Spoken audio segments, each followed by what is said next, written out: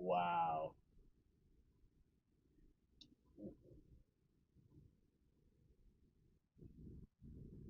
Jeez.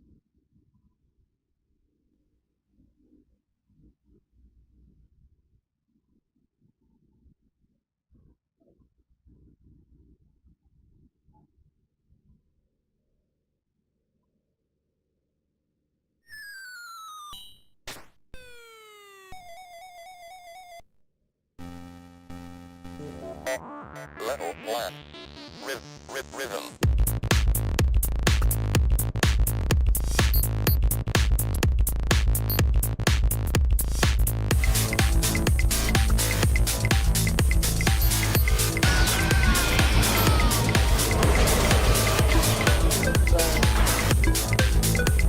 Yes!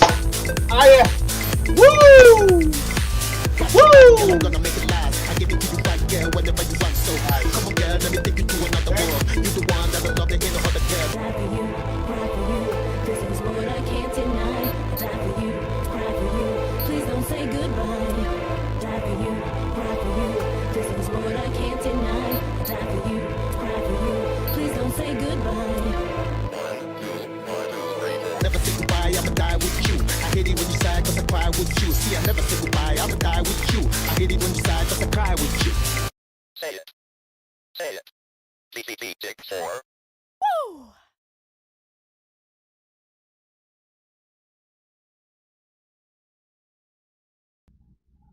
What's up, my players?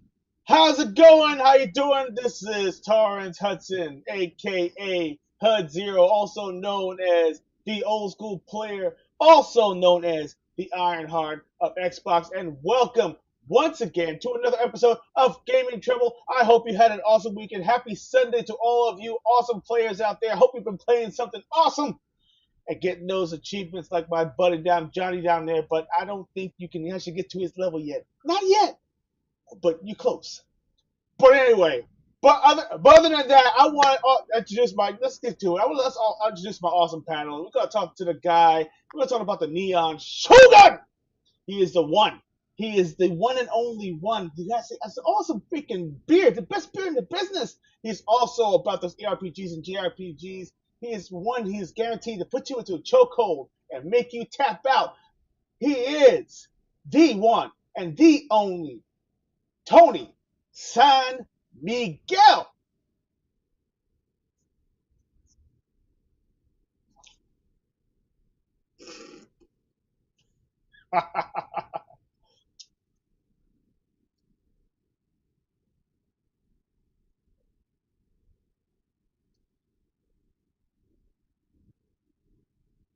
Hey, listen. You know what? We bought plenty of bananas, man. It worked out just fine. I think. Thanks to Johnny. Thanks to Johnny that they're getting those tips from playing that freaking Donkey Kong bonanza. Oh my God! Wow, man. But anyway, let's talk about the best hair in the business. Let's talk about the ladies man. The ladies man. Let's talk about the one who's about those awesome freaking cosplays. Holy cow! His cosplays are unmatched. Not only that, he is all about those collectibles. He collects all, or he collects nothing. He's about collecting those achievements. He is the achievement master. He is the one and only Johnny Alicia.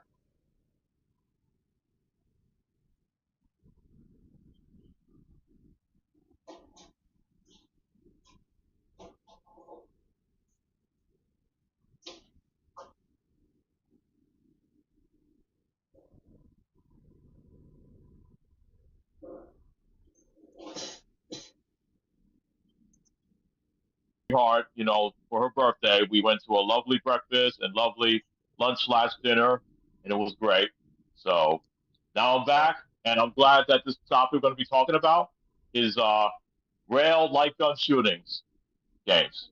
I love those games to death, and I just wish they brought those back, All to the right. home council. They really do. Uh oh, Yeah, here we go. We come got on, no. we're getting the hiccup. We're getting the hiccup again. Uh, See what these are the things that I keep on trying to figure out because you think you have it beat, and it turns out the beat just beats us badly. So let's go ahead and Oh, it's the beat. Yeah, it's always the beat. Oh, don't worry about Okay. it. But we're gonna fix that. We're gonna fix that. But could they hear what I said before? Did they hear what I said before? Probably. I don't know. Those damn gorillas. Oh, Heidi can't hear you. okay. Tap one. They couldn't hear me. Okay, so you know what? I actually changed it again. So let's go ahead and hit ones in the chat. You can actually hear Tony. Let's see. So go ahead, just do your regular banter, and if they actually catch a swear word, then it's okay. We'll let it pass.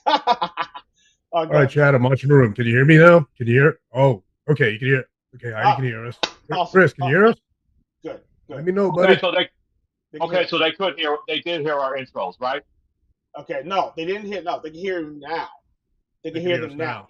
Okay, so you know what, Johnny, hit your. No, Tony, I already did your intro. So go ahead, hit yours, Johnny, hit yours. So that way we can get this all set and get this road party going. Tony, go ahead. All right, before I get started, Chad, can you hear me? You guys can hear me now? Awesome. All right, here we go. What's up, players? It's the Neon Shogun. Sorry, I'm a little late. Those damn gorillas are messing with our YouTube, and they attacked me on the way here. So we're here. We're going to talk light gun games and have a blast. And screw you, gorillas. No pun intended. No pun intended. All right, Johnny, go for it. All right, repeat this one more time. I missed you guys last Sunday, but now I'm back. And like I said before, I was not kidnapped by gorillas, so that was fake news. I was out with my sweetheart. We had a lovely breakfast and lovely lunch and dinner for her birthday. It was amazing. So now I'm back, and now we're going to be talking about our favorite games, which is real shoot 'em ups. I love those games, and I wish they bring them back.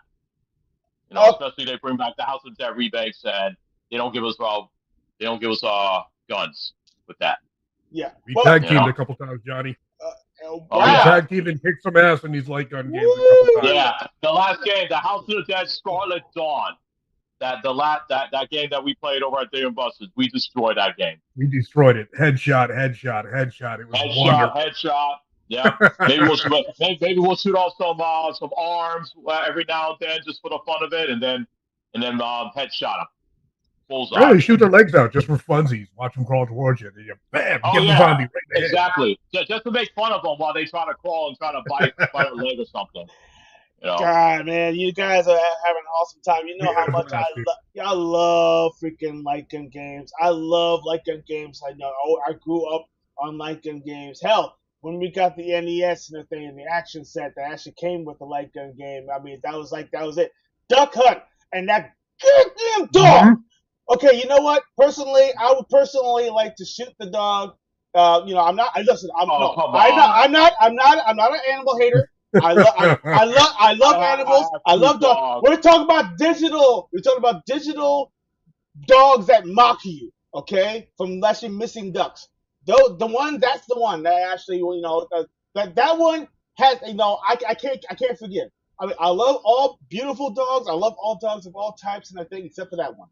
Okay, the Duck Hunt dog has to go out to pasture. I'm sorry. It's just I'm sorry. That's just my opinion, because I actually got to a stage where I literally was near the screen and I was shooting at the duck and it was missing. They did it on purpose. You know how you feel better about it? No. How you feel better about it? How? It's not a dog. It's a dude in a suit. Shoot away. You know what? Shoot away. As a matter of fact, that sounds better. That sounds much, much better. You know what? I dig it. So you know what? Yes, the man in the dog suit needs to be put out the pasture. You want to know what game that I like? But that's if you can get to that level. Is the part where you have your Zapper gun and you shoot. Is from the Adventures of Bio Billy. If you can get to that level, yes! that level is fun, but only if you can get to that level, because the first stage is so damn hard. Listen, man, you're a man after my own heart. The Adventures of Bayou Billy was my jam, and that Yeah, soundtrack, it was a hard, was yeah, rocking. That soundtrack it was was rocking. rocking, but dude, such a hard game, man. It is. It's oh man. But Um, if you can get to that part where you're shooting all the targets like that comes right at you, that is so fun.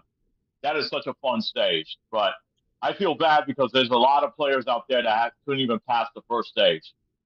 Because how hard that game was. mm, mm, mm. Oh yeah, Chris just mentioned. Seems like they should be able to use VR to make some cool shooters using play guns. But yeah, you're right. Here's the thing. Here's the thing. I don't know if Chris heard though. They did come out with the House of the Dead remake, and recently they came out with the House of the Dead 2 remake. But unfortunately, they didn't give us rail guns. There's no rail guns. It's like I cannot play those games if I don't have guns. Unless I you have have a to, Switch. Unless you got a Switch. yeah, The Switch. but no, it's not just for the Switch. It's coming out for the Xbox Series X and PS5. Well, that's true. Unless those games, yeah, so those games are already out. But like I said, we got to have guns for it because I don't want to move a cursor just to shoot the zombies. Mm-hmm. They should put them on PlayStation VR. I'm playing those games on PlayStation VR. I can't do VR. Sorry, I need my guns though. Mm-hmm. Yeah, no. You can have the gun peripheral, just VR, man. I love playing VR, man. I get seizures and I get headaches, so nah. Yeah, I'm gonna be like that prisoner from The Simpsons. Forget about the bed. When do we get the freaking guns? Yeah, I'll sit there and play till I get a headache. I'll sit there like Robot Chicken. Go have me with that VR helmet like Robot Chicken. Robot Chicken? Oh god, yeah, dude. That no. I can't see that. I can't see that at all. That reminds me. There's a movie coming out, and I forgot what it was called, but where AI is taking control and stuff like that, and they have this guy coming in, pretty much trying to be the savior. I just preview that. I saw a preview of that and the thing. I mean, it looks very interesting. I don't know if it's going to be kind of campy or not, but But then again, VR. Don't put it past them. VR's coming for you. Okay. But anyway, but besides that, Dog has no official name. Yeah, you're right. Yeah, Tony. Yeah, thank you. I looked it up, man. I was like, does he have a name? Because I want to put a name to this. No. Well, how about asshole? I mean, that works. Yeah. Every Gen Xer hates that dog. Yeah, absolutely. Well, no, it's funny though because that dog and the dog they're in Super Smash Bros. Ultimate, and they just call him Duck Hunt. That's all they call him. So I'm assuming the dog's name is Duck Hunt. Oh yeah, really? Personally, hey Thomas, if you hate that dog so much, why don't you just get Super Smash Bros. Ultimate and just I already do. And trust me. Anybody who plays as that stupid duo and everything, it's getting godsmacked. It's gonna get godsmacked. Left, right, and center. I won't even allow them. I won't even allow them to leave the stage. I'm like, no. You're not dead yet. No. You're not dead yet. No. Nah, I'm gonna smack you around a little bit more and everything, and then I'll knock you off the stage. 0%, 0%, and then I'll knock you off the stage, and then when you come back, I'll do it again, and again, and again. And to the point in the thing where I actually get bored, and trust me, it takes a long time for me to get bored. All right, sorry, but anyway, getting off of that. It was fun. That is fun. But getting enough of that, yeah, absolutely. But let's thank you all for joining us tonight. This is going to be really, really awesome. We're going to talk about the history of light gun games. But before we get into all that nonsense, we have to give some love to our awesome sponsor, W.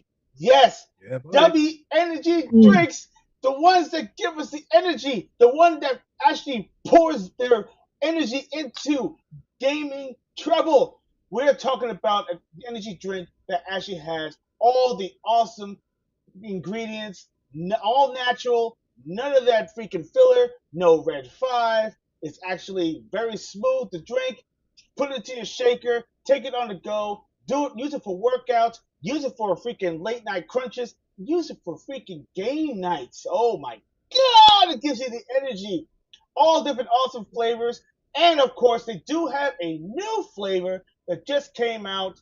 It's actually called Honey Dew and White Grape. That's right. The Frying series and everything on the Crunchyroll. They actually did it. They actually have a partnership with that. A lot of Crunchyroll. We're talking about the Chainsaw Man. We got the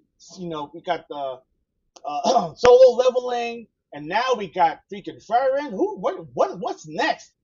But I heard this flavor is fantastic. I'm still waiting for mine. It's going to be awesome. And of course, you can tell it has an amazing cups that you can actually get. Look at that. You got all six different characters, that you can actually get for your shakers. And of course, the flavor, I heard it was absolutely amazing. And of course, if you want to get that, you can actually put it in your order now, and you can get yourself an awesome 10% discount on us. So all you need to do is go to wdubby.gg, use our awesome code that is TR3BLE, get your 10% off on us, and of course, tell them Gaming Treble sent you. So they live life, keep on leveling up, and be better. Now that we got that out the way, is there any news that you want to throw out there before we get started with our show? Or No, I don't think there's any news that came out this weekend. So all right, so I got nothing. Well, the only news that I got for you and everything, if you actually want to stay tuned, next week on the 22nd, I believe Xbox is going to be having their developer direct. The developer direct is actually going to be awesome. 3 games have already been announced for the direct. It's going to be Forza Horizon 6, which is actually going to be based in Tokyo finally, and the Fable, the long-awaited Fable, which I've been aching to find out more about. The game looks absolutely amazing. They're using the Forza engine for the graphics and all that stuff, and they're very talented over there at Playground Games. I cannot wait. And of course, there's a game from Game Freak, the makers of the Pokemon series, called The Beast of Reincarnation. That right there looks absolutely amazing. Looks interesting. I can't wait. Supposedly, it's supposed to be basically beasts that you actually have. You can turn, characters and stuff like that, and beasts you actually use as attack, animals and stuff like that in your battles. I want to know more about it because I'm just spitting out what I saw, and it looks wow. I can't wait. So, and I heard there may be a secret game, like they always do. They always throw it out there. We don't know what it is. Some people are speculating it's going to be a Fallout 3 remake. I'll be honest with you. I'm not. Yeah, people saying that it might be Half-Life 3. Who knows? Hey, listen. You know how? Okay. Let's talk about that for a second. Let's talk about the ghost in the room, okay?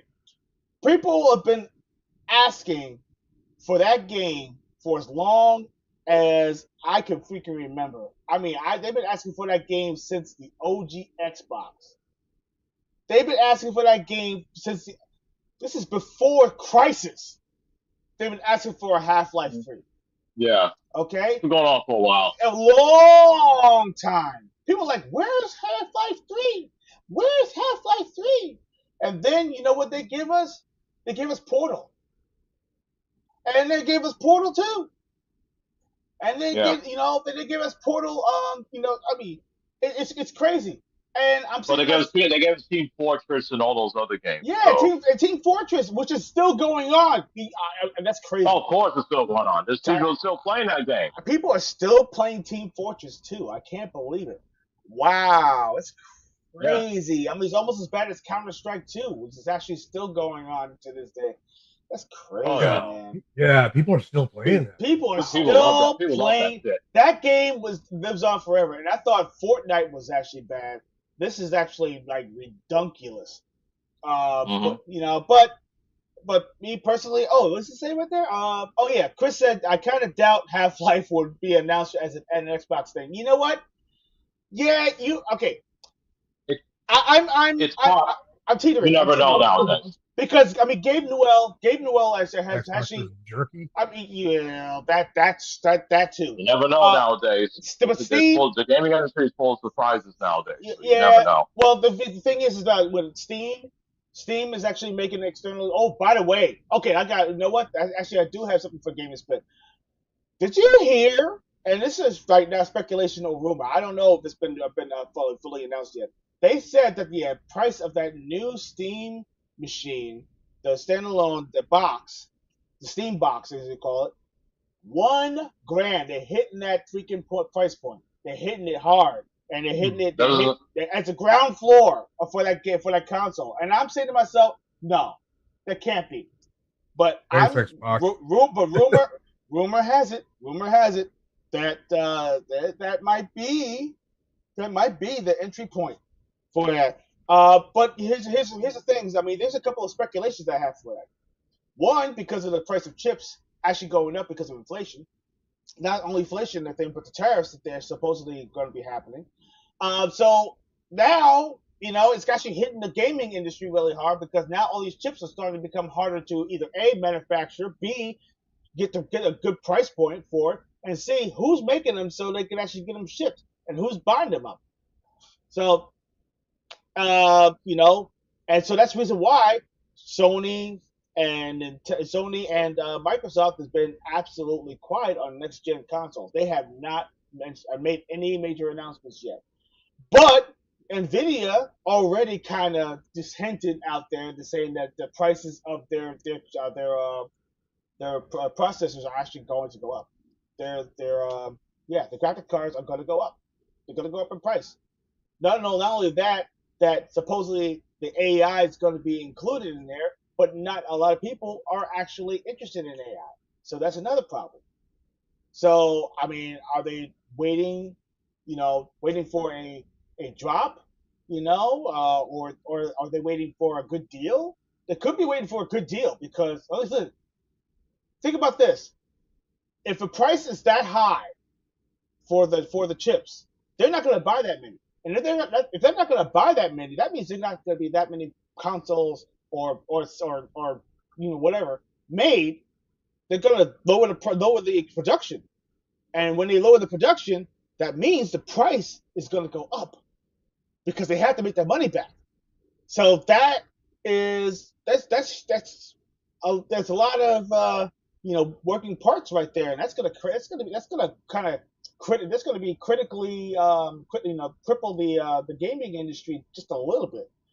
But then again, we talked about in our last episode, retro games, retro people are saying, listen, man, I don't need that. I can get myself a freaking Raspberry Pi. I can get myself a freaking Mr. Pi. I can get myself an emulator, freaking handheld that actually plays 150,000 freaking games for all systems from all generations right there. Boom. On the go. I Well, don't need that.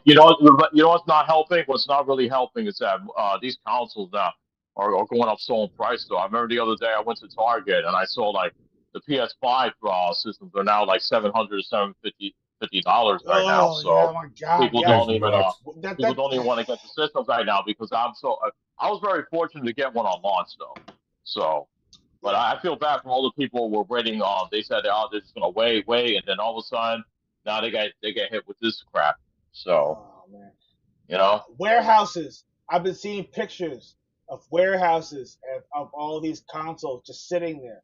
Why? Because retailers are not willing to actually buy that many because not that many people are actually buying them inside stores because of how high the prices have gotten. The prices went up, not down. They went up in price. That's ridiculous. Food. It's almost like the same as eating food, but foods are consumables. This right here is just freaking. It's hardware. That doesn't make any damn I, sense. I never heard. Like Sorry. it's just crazy. Like throughout the years, whenever a system comes out, and you wait year after year, the prices starts going down. Now it's just going the opposite way. Did you see? Do you notice that? This Yeah, is the first time in the game. This is the it, first time in gaming history that that they've done this. This You this know, this, when the this, older system goes up, it's, the it's, prices go up. I have never seen that in my life no, until no. now. I mean, in my whole entire lifetime, I have never, ever, ever imagined Yeah, a time where you see anything like the toys or anything like that go up in price. Never, yeah. never, And never. this is current systems. If somebody's going to say, "Oh, what about the old retro games?" Retro games can go up. It depends on what they are because now you got like the Vitas. Like if you want a new Vita, yeah, those things will go up in price. We are talking about like the current systems right now. Yeah, Just yeah. to get, I don't want to get people to get confused with that. Mm-hmm. So, Yeah, current but cur- gen, but cur- current gen consoles. We're talking about the Switch 2. We're talking about the Xbox Series X and S, and we're talking about the PlayStation 5, both the digital and also the physical one. This and is the Pro. and the Pro and the Pro. And this is it's insane. Hmm. You know, Chris actually has a good point. I've always heard that Microsoft and Sony take losses on their consoles and make up for it with game sales. Well, you know what? Now they don't care. Because they feel like the software is not enough. They feel like they want to make profit on the consoles they make too. And this is exactly what's happening. And I feel this is actually not Hmm. consumer friendly. This is not consumer friendly. It is. It really isn't. And it's sad because these players out there want to play. They want to play games. I mean, this is for for entertainment. And now it's starting to become so out of reach that that no one's buying them, and you literally are forced to buy older consoles just to play something, or you stick with your PC. And now as you can tell, Microsoft is like, oh no, we want you to buy new PCs with our AI technology. So we're going to make your hard your software inside your PCs obsolete and upgrade to Windows 11, which actually has the Copilot and all that wonderful stuff that you will love because we are Microsoft. We're all about our money. I mean, sorry, your money. I mean, no, I mean, we're all about having you have a fantastic time. I think you want to kick him in the nuts. Just run Oh, up there and kick him right in the Yeah. nuts. And did you heard any sale? I haven't heard any sales about that Xbox Raw, that cog. I never heard any. I didn't hear any sales about that system. Is it out The yet? I handheld. didn't even know it was out. No, it's out already. It's out already. But I Oh. haven't heard any sales about. Dude, that's been out since November. Where you been? Yeah, it's been out for a while now. Yeah. Yeah, I just didn't hear any sales with like how many units did it sell. They don't want to. They don't want to announce anything because they know how bad it is. They said this. They said right now, Bloomberg have met. I think I have some. I think I have some numbers here. Bloomberg has said that the console sales have actually literally dropped from year over year. Holiday sales have actually dropped about 15% year over year. Where is that? I think it should jump up. It said that software sales went up, but the hardware sales have gone down. And No one really bought it. because listen, people. The thing is expensive though, because it is. It's crazy. yeah, you're better off just buying a Steam Deck. So They there you have it. yeah, well, I you know what? If they want to make any money, look at this. Check this out. Okay, this is the analytics right here. Game industry has faced a challenging year with significant declines in console sales. Here's the key points. Xbox console sales dropped 39% in UK and 70% in November 2025. Worst year on record for Xbox consoles. PlayStation 5 sales fell 40%. 40% year over year despite discounts during the year. During the Nintendo Switch 2, sales were down 10%. Well, 10% is not that much. Switch only numbers, but Switch 2 has performed well since launch. Okay, well, because it's a new console, so there's nothing really to kind of counterbalance it because it just came out.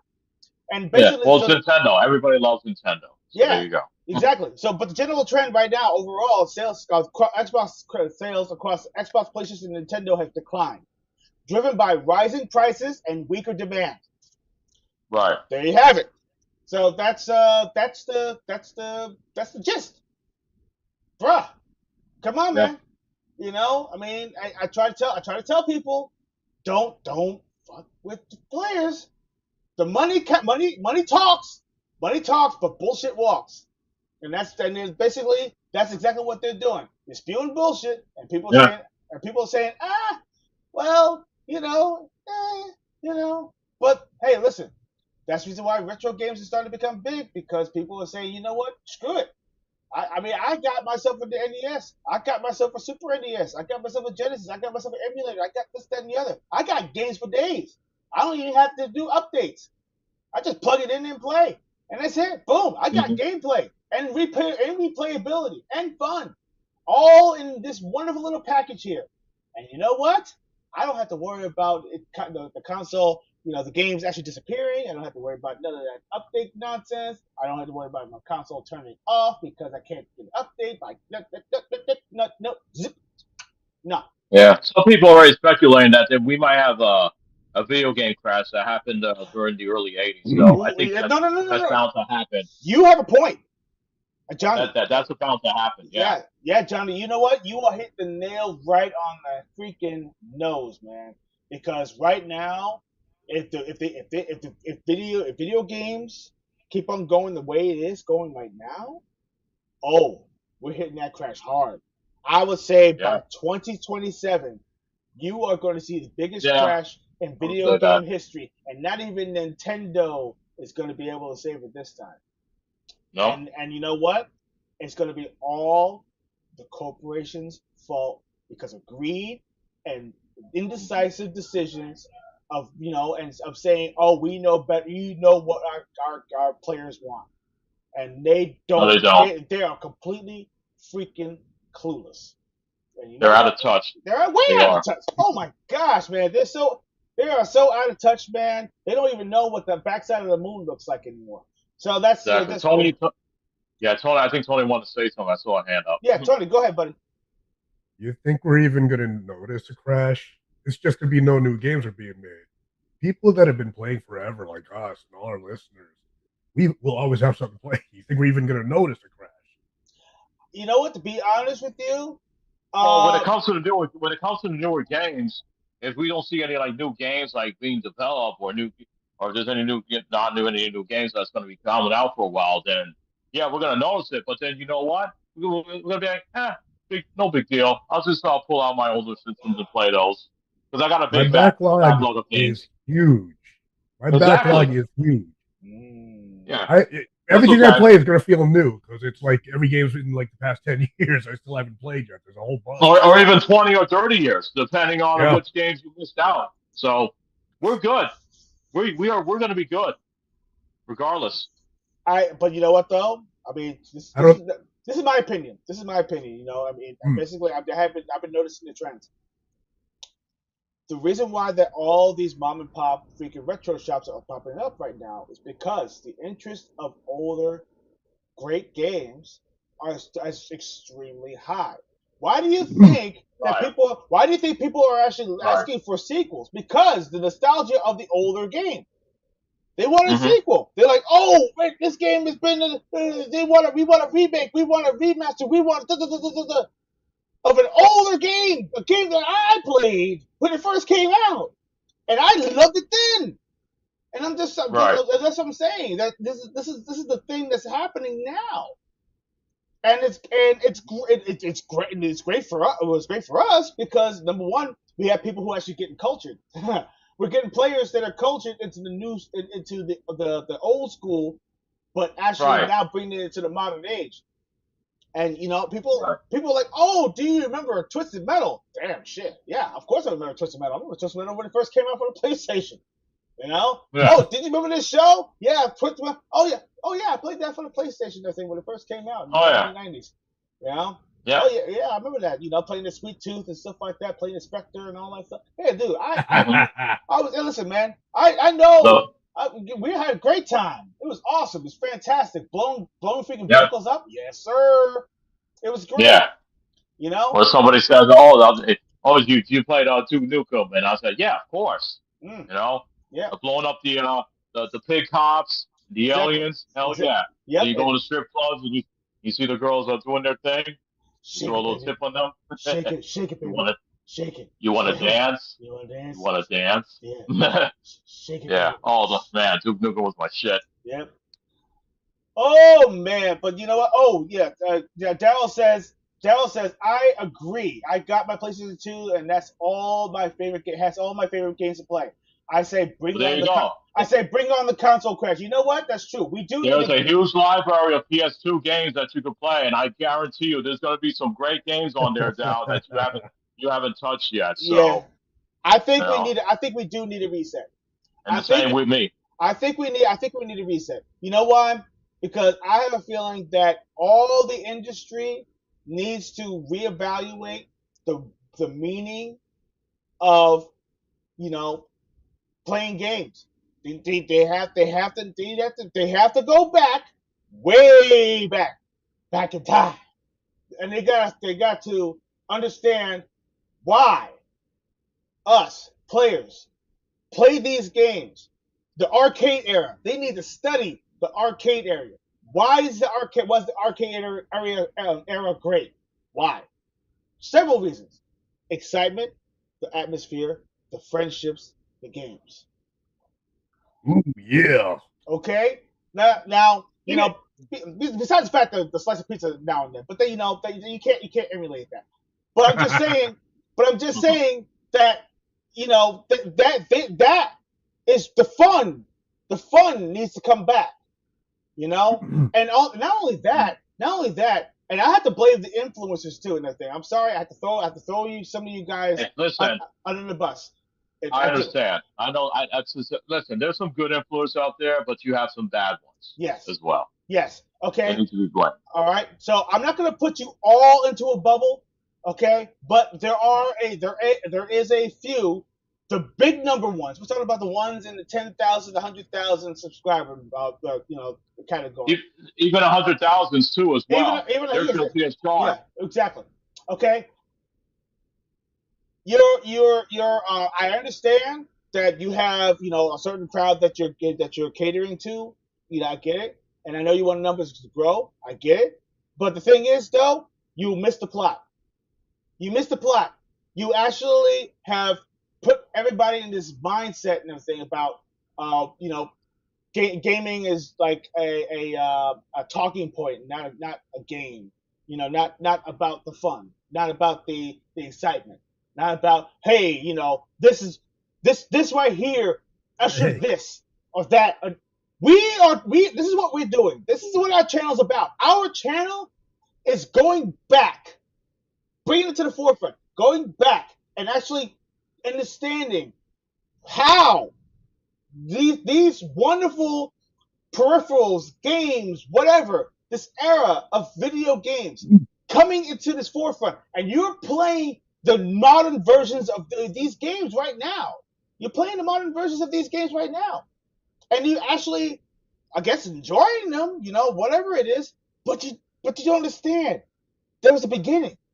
There was a beginning. It's the same thing as spaghetti. Spaghetti noodles. Where do you think noodles actually came from? Do you think Italy just came up with noodles? No, it was actually back in the Ming Dynasty and everything. Basically, they had noodles first before it became spaghetti. Marco Polo brought it back from Marco China. Polo, thank Of course.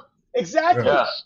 So hey, the origins, you got to understand the origins, the core of video games, where it came from, to bring it to the forefront. I think the industry has lost the plot. They just are sitting right there and they're trying to erase the past and trying to create a new future. You can't do that. You're doomed to repeat the worst again. And the crash is going to be an example of that. Everyone Mm. remembers the crash of the 80s. Of course. Everybody remembers the crash. Come on. Do we need to bring back ET? No, I don't think so. Oh I don't no. think so. Listen, the Nevada desert is calling. The Nevada desert is calling. Do you want that? Do you want that that lot get filled again? I don't think so. I want to go find that dump. Oh, actually, I think it's still there. They actually did a lot of. I want to find You it. could, Did a lot. you could That's good. go, yeah, take a trip Yeah. down I'm there. gonna go there, Josh Gates Take style, some man, and pictures. just dig around. Yeah, Yeah, because take some pictures while you're at it. yeah, because I mean they dug around. They actually got dude. There was more than ET down there. There was Defender. There was all bunch of stuff. There was consoles. Oh There was yeah. wires. There was all. Dude, they dumped a They even lot. had Pac-Man. Yeah, Yep, that was they it. dumped, That dumped, was dumped, there. dumped, dumped, dumped, dumped, dumped, dumped, dumped, dumped. Yep, it was all there. So, but yeah, man. So my thing is, hey, there he is, my man, Intermedia. What's up, bro? How you, bro, man? Yes. See, look at that. Yeah. He knows exactly what I'm talking about. Mhm. You see, he knows What's going on? exactly what I'm talking about. You know. So we right now. Our listeners are smart, dude. Yes. Listen. Yeah. They're smart.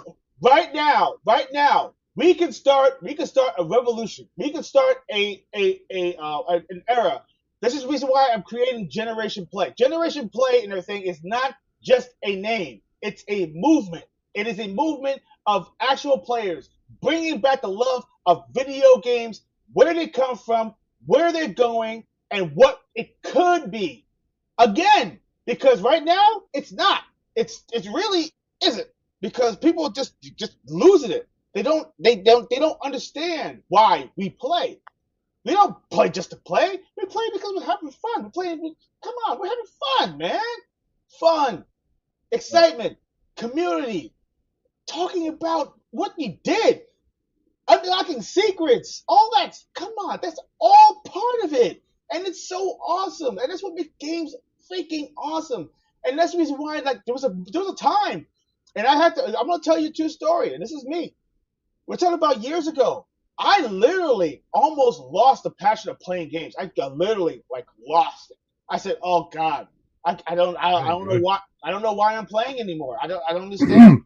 You know, everybody's fighting. Everyone's saying, "Oh, PlayStation is so awesome. Oh, you play Xbox? Oh, what is Xbox? Xbox don't have no games. Xbox don't have no games. Oh, they just get better. Oh, but no, Nintendo." And I had a couple buddies they're like all that. about they're all set. So you know a couple of people. You know, Yeah. you know those are those people you call, those are Sony ponies. Yeah, I yes. can't stand. Listen, I hate. Listen. So, yes, the Sony ponies. I know quite a few of those people. Those people are the ones that likes to they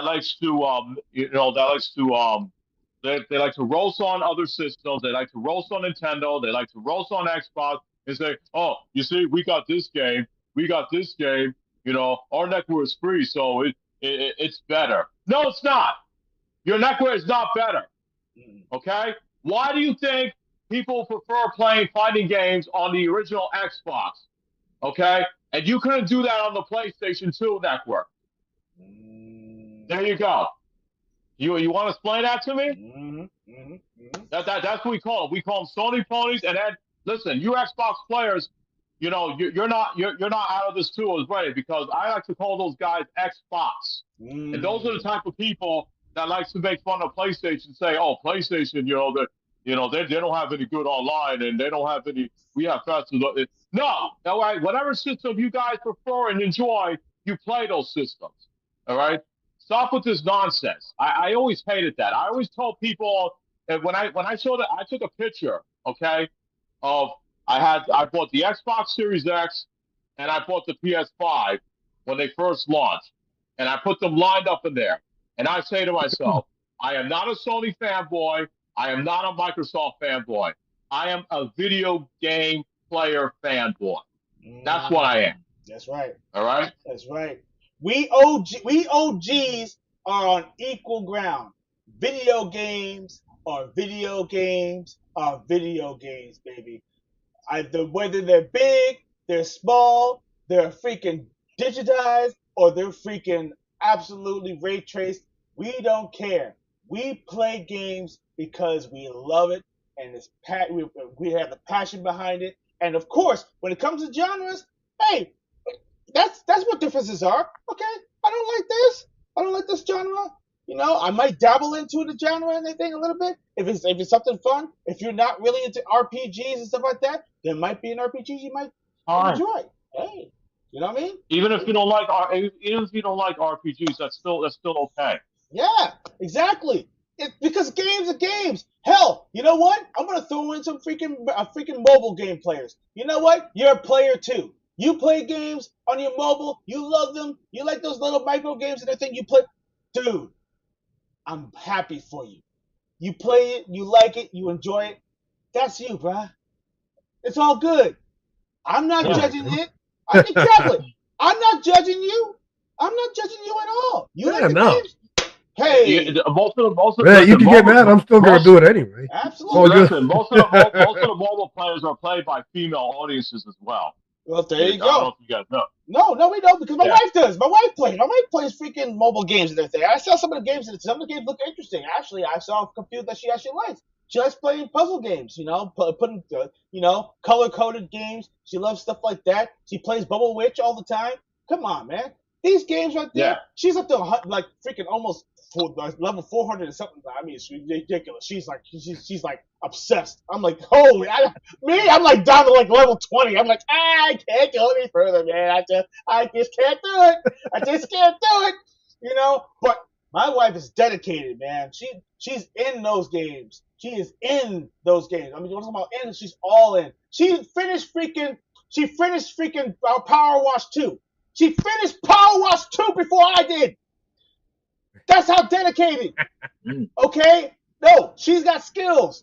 She's got skills. She doesn't admit it, but she does. And I'm sitting right there. I'm like, damn, how did you get this far? And I'm like, yeah, granted, she's home most of the time, but pretty much all the time. But still, even when I have the hours in the day, but she finished it, and she's going back and everything, trying to get more points and stuff like that. So she can knock out everything else. She's a completionist. Me and her, we completed freaking Harry Potter, the Lego Harry Potter. We 100% completed it. Got everything, every single character, every single outfit, every single block, every single red block, every single gold block, everything. It's complete. Right now, we're trying to 100% complete freaking Lego Pirates of the Caribbean. We're almost there. So, and we also 100% completed Indiana Jones too. The Indiana Jones the Lego. So Lego. Yeah, Lego one. So like I said, gamers are gamers. I know we're going into it. Player. Players. Players. Players. I'm sorry. Push-ups are push-ups. Ah, damn, that's there you 300. go. You know what? There you go. I needed my workout anyway. I got you. Player. Yeah, This Sparta. You got 300, buddy. Ah, Yeah. damn. This is Sparta. All right, yeah. Anyway, players are players, man. But you know what though? No, but on the real though, listen, we are awesome players, and we had a great time. And you know what? That's what playing games is all about, guys. So all you players out there, dude, don't listen to the crowds, man. Don't listen to the noise. All that white noise, block it out. When you're in the game, you're in the game, bruh. Don't worry about nobody else. If you're passionate about playing games, that's you, man. If you go out there and you're doing tournaments and you like doing tournament games and you're in part of the fighting game community, the FGC, dude, cool. It's all good, man. It is all good. And, you know what I mean? And it doesn't matter where you play your fighting games at or what system it is. I see people saying that, oh, well, if you're a competitive fighting game player, then you should be playing on PlayStation. No. What? If you have, yeah. Oh yeah, you got people. Why? There's a lot. I'm not going to mention names though, but you do have some people that says that. Oh well, if you play fighting games, then you should be playing on PlayStation because that's where most of the fighting games are at. That's what they be saying. I say, hey, listen, maybe it's because maybe they play fighting games, but maybe they get the Xbox. It's because maybe there's some games on there that they like that wasn't on PlayStation before the whole thing that now some of those Xbox games are going to be on PlayStation now. That was before that. Maybe it's because their friends are on Xbox and they want to play with their Xbox buddies. This is before we had the crossplay. Yes. Ever thought about that? That Maybe is they don't just. Maybe they just don't play just fighting games. They also play something else. exactly. You know? Exactly. No, you are absolutely right, Johnny. You are absolutely right. And you know what though? I mean, so like we can wrap this section up. Yeah, because I Yeah, want to get to the you want to get we don't get we shooting. want to get to the good stuff and everything, but Shoot. but hey, man, listen, I feel like that we as gaming Treble, and of course all of you who are part of the Treble tribe, you need to understand one thing and one thing only, that we are the brotherhood of the gaming community. We are. We are the lifeblood. We are the last bastion of video gaming, and we are. And we have to protect that. We have to protect that lineage. We have to protect that heritage. It's heritage. It's our lifeblood. It's Yep. things that listen. It really For is. initiation, you got to get rid of your ring finger. Oh, Your hidden blade. there you go. Yeah. Well, hey, I don't know about that, but like you say that for another series. But other than that, let's get off of that new thing. But oh, by the way, ladies and gentlemen, I think, and I mentioned Treble Tribe. I gotta show you something. Patreon members, if you want to become a Patreon member, you can always feel free, jump in, go ahead and join us and go to our Patreon. It's actually right there in the description. You go on there, you put in your $5. You actually earn this awesome shirt only for first time only members. That means it doesn't matter what tier that you get. You only get one. And I'll show you this awesome shirt, and you're gonna love it. Check this out. Boom. Check it out. That's what you're gonna be getting. Treble Tribe, for ladies and of course the males, the men. We have an awesome Treble Tribe T-shirt. You'll be part of the Treble Tribe, and of course we will actually induct your name in the Treble Tribe Hall of Fame. It's going to be at the end of our show. So if you join us and everything, all it takes is $5 to actually get yourself part of the Treble Tribe. But of course, if you just want to donate, it's only $3. You can go ahead and just throw in the $3 and everything. We'll still consider you part of the Treble Tribe, but you won't be able to get a T-shirt. But we'll give you a nice big thank you for giving us a small donation. But all these donations and everything, this is actually our give back. This is our thank you. But what's great about it is that we actually pour more into the show. So we're gonna give you more. We're gonna do some giveaways and stuff like that. We're gonna be doing all that stuff. We're gonna be doing travels. Treble travel is gonna be fantastic. You're gonna love that too. And of course, the Treble Vault is gonna be bigger. Johnny's got a lot of stuff he's gonna probably be showing up pretty soon. I want to make an announcement on that. Tune in on Friday.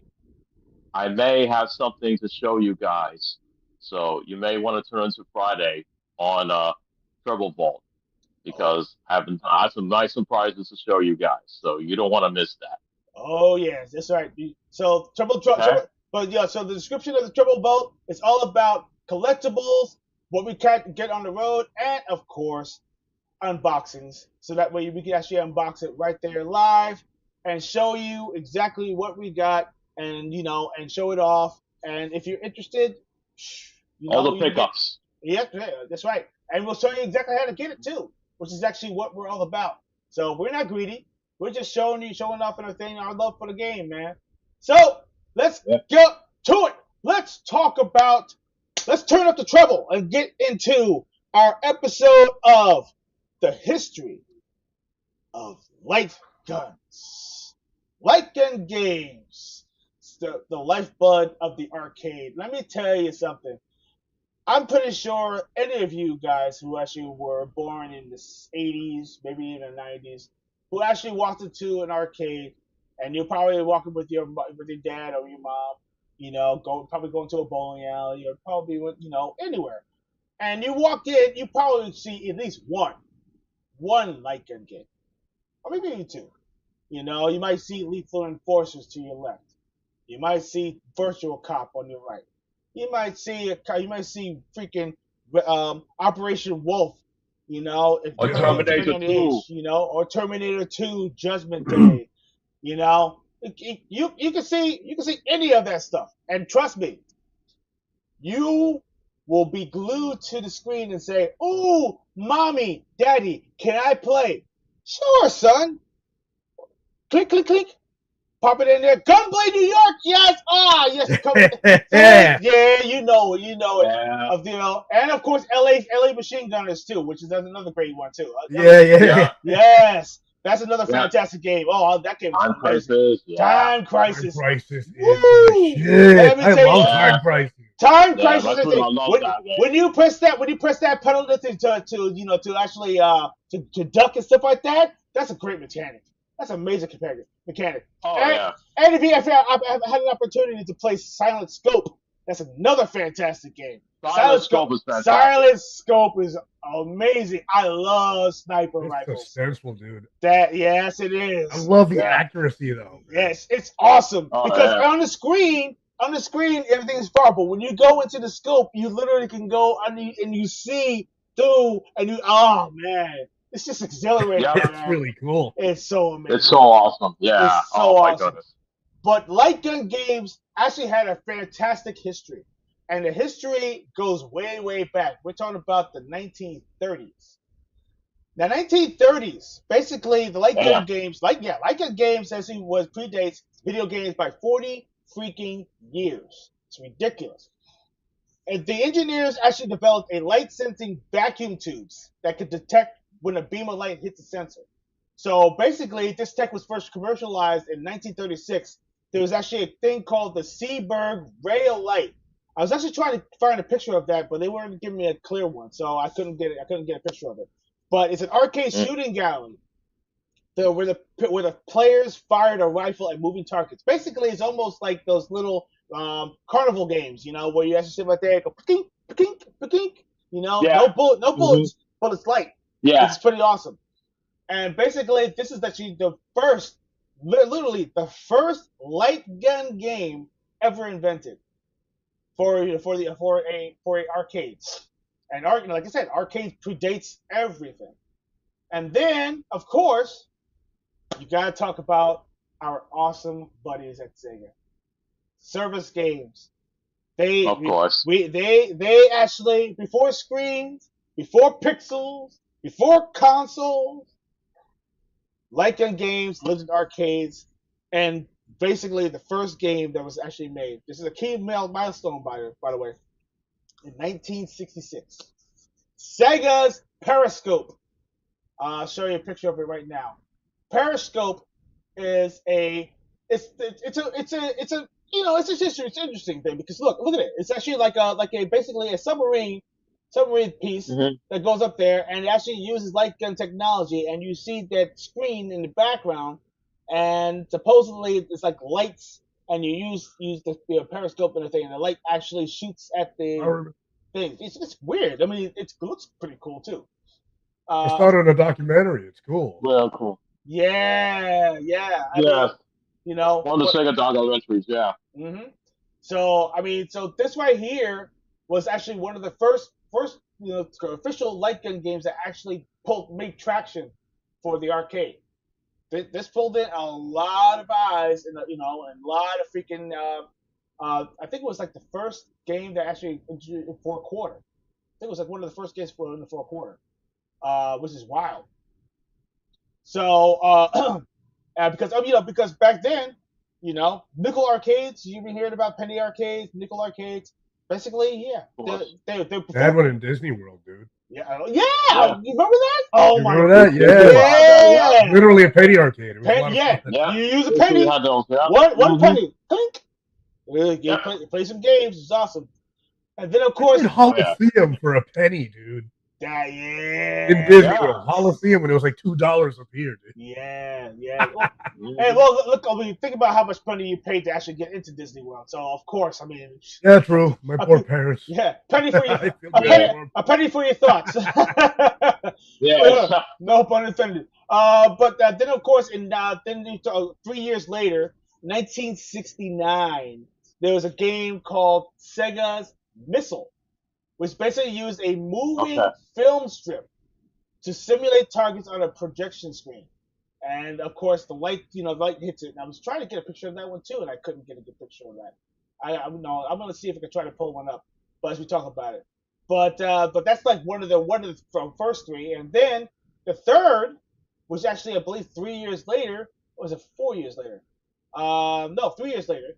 It's called Killer Shark, also by Sega. Sega, man, Sega's on the move. Mhm. It's actually featured. It's a light-mounted light gun game, and also a back image projection for moving targets. So basically, you use moving screens and also little projection targets and everything, and light emission to shoot down the targets. So that's like it gives you the feel of a light gun game before video screens were involved. This is before digital screens and all that stuff, and all the graphics and stuff like that. So Mhm. so yeah. So what are your thoughts? I mean, what are your thoughts about that? I mean, can you imagine that? Can you imagine going back that let's just say you go back in time, go into a time machine, and go back and actually be able to play something like that? I mean, back then this was like groundbreaking. This is considered Yeah. groundbreaking. This is like, oh look, moving little things. Look at that. You can use a little light and stuff. It's so awesome. Sound effects and stuff like that. It probably has those weird ding noises too, like pink, pink, pink, pink, pink, pink, kind of noises. Who knows? I'm pretty sure of it. And I mean, it looks kind of primitive to today's standards. It probably looks like something you can go to a carnival and kind of play them for a little bit. But Oh yeah. but I don't Yeah, and know. they still listen. They still exist to this day, regardless. Actually, matter of So fact, that's right. If you go to a museum, a video game museum, they actually do have this particular game, show it off, and you can actually be able to right. literally play it. You can play it, you know. Yeah. So Hmm. pretty awesome. And then, of course, the first home light gun game, which was actually the Magnavox Odyssey. The Magnavox Odyssey was the first home console, and also introduced the first home light gun. It was a shotgun style controller. Now, think about this: a Huh. shotgun style freaking controller. You were holding a That's pretty fucking. cool. Oh That's my that's gosh, that's that's cool. crazy. That's crazy. So I mean, when you're Hey, roll, listen, man. Let me tell you something before you go any further. hmm? Back in those days, though, kids loved their BB guns. So that's the reason why they created it like that. True, Come true. on, we No, gotta okay, do I it no, because you agree. you I, know, I you agree. know, I agree. I agree. okay. Well, remember that movie, A Christmas Story? What did Ralphie wanted for Christmas? Yes, the Red Rider, BB gun. That's right. That is correct, Oh and my that's why gosh. they created that control like a shotgun. It was like a BB gun. So that's the reason why they Um, created that because it will catch kids' attention. So well, it there you go. worked. Well, it certainly It worked. certainly did work. Yeah, absolutely. I'm about to show off a picture. I will show up a picture of it, and give me 1 second. I'm just gonna pop that up here, and so you can see for yourself. Here we go, and bingo, here it is. Should pop it right now, and it looks. I mean, damn, it looks like a real freaking shotgun. To be honest with you, Yeah. damn. Imagine bringing that to school. Oh my gosh! Wait, little Jimmy punched a shotgun. Oh, my dad has two of them inside his closet. Yeah, Yeah. hey, not until you're 12, son. Oh my gosh, it's hilarious. It's hilarious, but it's Of but it's true. You know. Oh my course. gosh, man. Oh, let me see if I can find it. Should be like this. Yeah, boom, boom, boom, boom. All right, here it is. The shotgun. Okay. Oh, let me bring this. So it looks a little bigger. There we go.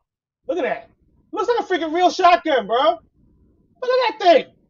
It even has a cock right there. You just got cock pause. But yeah, they have the yeah, look at that, man. You got the chamber and everything, and it had of course, it had the wire at the end of it. But look at that thing. Looks like a freaking I real know from shotgun. far away you're not gonna know, man. No, not at all. No. You No. know, From far away, it looks like a real shotgun. that's Up close you see it's plasticky, man, but like still. I wouldn't be messing around with that outside. No. Nowadays, forget that. The cops would shoot you dead and everything before they even ask you Oh, questions. forget it. Before they ask you, The cops will stop you. before they They'll ask say, you, "Hey, can we see that? Can yeah. we see that? You have a license for that, son?" Exactly. They were like, little Johnny. They're like this. They won't even say. They won't say, put the weapon down. They're like, and they're like, oh, but he was threatening me. Yeah. Anyway, but still, that's crazy though. I looked at that. I was like, nah, this can't be real. Yeah, buddy. Yup. Yeah, Sure is. buddy. Woo. So My parents would only give me those clear plastic water guns, man. They looked real like they're clear plastic, with different colors. Right. Remember the little Yeah. There's no mistaking them for a real gun. Remember the little six shooters? Remember the 6 shooters? The pop cap ones, the ones with the pop. Yeah, with the little orange nub. Pop, pop, pop, Hey, pop, pop, pop, hey, pop. my favorite ones with the super soaker. Those were the best. Oh, super Those are soakers, fun. man! Those are just fun. Oh man! Listen, Oh, man, yeah. that and water balloons. I mean, I had the grenade balloons, the ones that actually look like grenades. Oh man, I bought those Nice. every single. Dude, they were only like $1. $1, you get like 25 balloons, stuff like that. You put it inside your sink and you blow them up and stuff like that. And you get a whole bucket and you put it outside and you start throwing water balloons in those hot summer days. Oh, I miss them. I miss that childhood. Listen. If you have not been born, in the 70s or 80s, you're missing out. I'm pretty sure some of you younger guys may have enjoyed that, but dude, they need to bring that back. Those hot summer days, bring out a whole entire bucket of water balloons and just have a water balloon fight. Just get soaking freaking wet and everything and have a good time. Just splash it on each other. Just splash it on. Come on, man. It was freaking fun. Bro, when I was working at Toys R Us, during the summer, we'd get each other in the parking lot with our super soakers in the cars. We hit our super soakers in the trunk. Yes. And whoever was the last person out of work was getting shot. Wow! I bet you everybody was rushing out the door and trying to pay that. Everyone was rushing out the door. It was hilarious. Wow! I got a couple times, man, because I had to go to the bathroom. I was like, shit, they're gonna get me when I get out there. What super soakers you had? There was a super soaker 50. There was 100. Then they came out with 200. It was. I don't remember, man, but they so had 2 big reservoirs on each one. Oh, you had the one with the backpack. Did you get the backpack? The backpack one.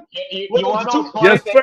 Bro. You want to know what's funny? We had one of my friends had the Super Soaker 30, even though that was a small Super Soaker gun. Like he had 2 of them, so he was like he was only up 2 rivals. He was like Max Payne. Yo. Exactly. Yes. Just like this. But that was badass. That was smart. While everybody has the big ones, but he was just a badass. We gave him credit for that. Water gun fights and everything were so freaking amazing. I mean, I miss that because nobody does it anymore. You go out in the summertime and everything, nobody has water guns. No kids are actually out there having fun with water guns, getting soaked. Dude, they need to bring that back, man. Have some fun. Just get a freaking bucket of water, ice water, or something like that. Yeah, get a hose. Get hose. ready for summer, man. Listen, get that ready for summer, man. Every backyard had a freaking hose, and if you had a hose, that means you have arsenal. You have arsenal for days. Oh, yes, you did. And you go back there, and I think I'm getting a refill. I run back to the house, and I'm like sitting right there. I'm like, yeah, I'm ready. Let's go. my reload station. My reload station. It was amazing. Yeah. Oh man, exactly. So getting back to it, and then we had a nice little digress. But you know what? We're going back to it. Let's do. So, but players used to use the plastic screen overlays. There's actually plastic screen overlays, just like the Magic Box Odyssey. That's what it is. Basically, it's like little dots, and they use the plastic screen overlay to actually for the image of what the dots actually represent. So it shows what what you're actually shooting at or whatever it is, which is pretty cool. It was primitive, but it was like one of the best freaking things that kids were playing with. I mean, at that time, it was like high tech. It was high tech in that time. Yeah, it was a very good introduction to it too, as well. Mm-hmm. They got a lot of people involved in that. That's right. Man, Ruled. it's crazy because the kids were like, ah, and the parent, even the parents were like amazing, like, oh my gosh, it's amazing, oh my gosh. Yeah. Exactly. But then, of course, Nintendo, being Nintendo, they actually created the beam gun and the laser clay. Now, 1970 through 1974. So basically, the beam gun, which is actually the toy light gun that actually became a hit in Japan. It's actually then of course they actually made a laser clay shooting system, which is actually so like clay shooting. And believe it or not, anybody who's played Duck Hunt, there's a mode that actually shows clay shooting. You can be able to shoot clay. Yeah. Yeah. Yeah. I forgot that. That's Man. correct. Mm-hmm. That's So, correct. So basically, they're like one and the same, only the NES version. And then, of course, in 1974, Wild Gunman was actually the first light gun game. So, Wild Gunman, that's for the NES, was actually considered the first light gun game made by Nintendo that actually used film projection and a light gun to simulate a Western duel. Crazy. I was actually kind of shocked. Wild Kind of fun. Wild Gunman was fun. It was man. fun. You That was such a fun game, man. Oh man. You know, I don't think I got around. I didn't have the pleasure. It was all about. Oh, really? It was all Oh, about. man. It's all about quick gun. It's all about like a quick draw, especially a quick draw. Nice. That's what's so awesome Yeah. about it. That sounds like something I would have loved, man. Oh, I heck never yeah. crossed it. Dude. Oh man. I would get a CRT TV, an NES action set with the light gun, and just find Wild Gunman, and I would play that for hours because that's how awesome it is. Yeah. Just get the score up. Mm-hmm. Let me see if I can try to pull up that screen because Wild Gunman. I mean, people don't understand how awesome Wild Gunman is. If you played it for the NES, you know exactly what I'm talking about. Oh, I did. I did play the NES version. Oh, you played the NES version? Oh, nice. Yeah. Cool. Yeah. Oh, good. Yeah. I don't. No. The NES I had, because remember there was different types of NES systems. They had one that only came with Mario and the controller, and then there was one that came with Mario Duck Hunt and the two controls and the gun. I had that one. My friend had the one with the trackpad, and he got it all, like the trackpad and the gun and the two controls, and he had Super Mario Bros. Duck Hunt, and he had that track and field game where you could run on that pad. Dude, that pad is absolutely amazing. We're actually going to do episodes probably in the near future. We're going to talk about Dance Dance Revolution pad games. We're going to talk about pad games. Yes. We should cheat on those pad games, dude. Oh, dude, you go on the ground. You go on the ground and slap them. Yeah. You pound them with your hands. Just get on the ground. My sister did that. And I found it unfair because I was like, no, you can't do that. That's cheating. You can't do it like that. That's freaking cheating, man. Come on. Man, it's your sister. Let her do it. No way. No, that's the reason why. You know why? Because if your skills get up and you can beat your sister using her hands. Yeah. Well, you know what? It's a flex. It's a flex. Okay, hindsight 2020. But still, it's still. You don't think like that when you're a kid. You just want to win. Still cheating. Oh, well. Still cheating. I don't care. It still is. I love you, sis. It's still cheating. It's still cheating. I love you, sis. I know you remember. I know you remember and everything. They try to play those games and stuff like that. And I'll let it slide because it's actually back then. But if today was yesterday, I would kick you off the pad and everything. I'm like, no cheating. No mercy, man. I'm like, no My cheating. sister, I let her win. You have no mercy. No, yeah, exactly. No mercy. Absolutely.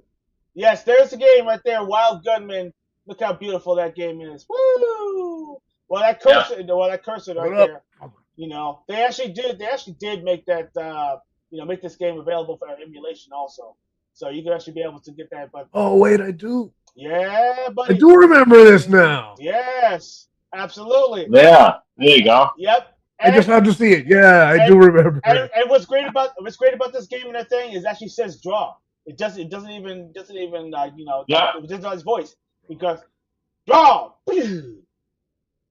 Yeah. It's awesome. And then all of a sudden, when you shoot them and everything, the hat flies in the air and then it lands on their body and stuff like that. That's so fun.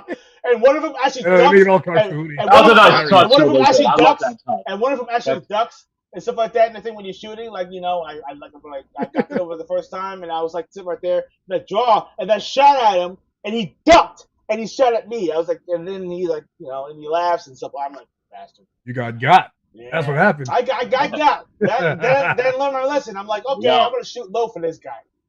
Draw. Dude. Yeah. You just awesome. got. It happens to all of us, Yeah, man. it's awesome. Yeah. It's That was awesome. the best of us. I love that. So, but that's a fun game, and you know what? I can't wait to keep my hands on NES again and get that particular game with the light gun.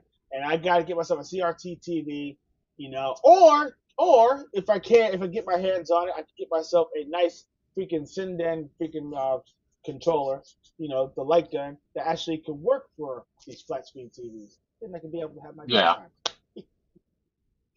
That's one way to do it. Yeah, it's one way to do it. But you know what? We'll see. But moving along, we're gonna talk about the Zapper. Now, this is actually, believe it or not, the Zapper was actually the first light gun game that actually changed everything. This is actually before all those machine gun games, in the arcade. And it's funny too. This game right here, the NES Zapper, was around that same period where video games actually started to get those ones with the feedback, the machine gun feedback and all that stuff. That's gonna be coming in. But we'll talk about that in a second.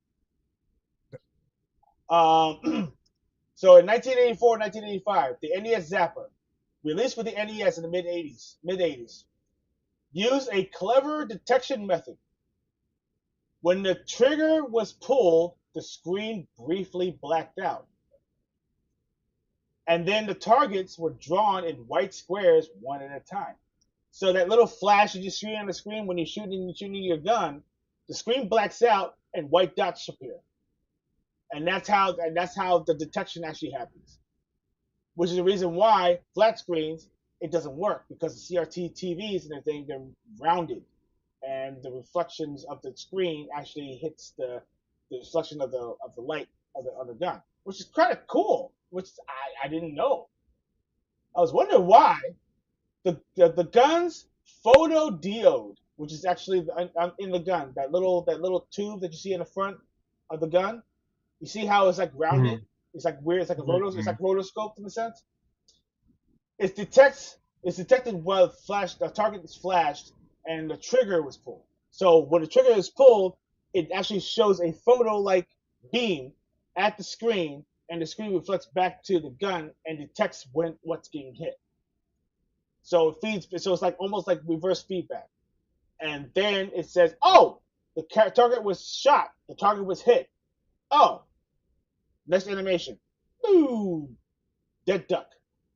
Or, or in this terms, in Wild Gunman, the gunman was shot and he's dead. So that's how it works. So it allowed games like Duck Hunt, Wild Gunman, and another great game, Hogan's Alley. Oh, Yeah, love Hogan's yeah. Alley. That's a classic. I love Hogan's Alley. Shooting gallery. Basically, that's what it is. That's what it is. Yep.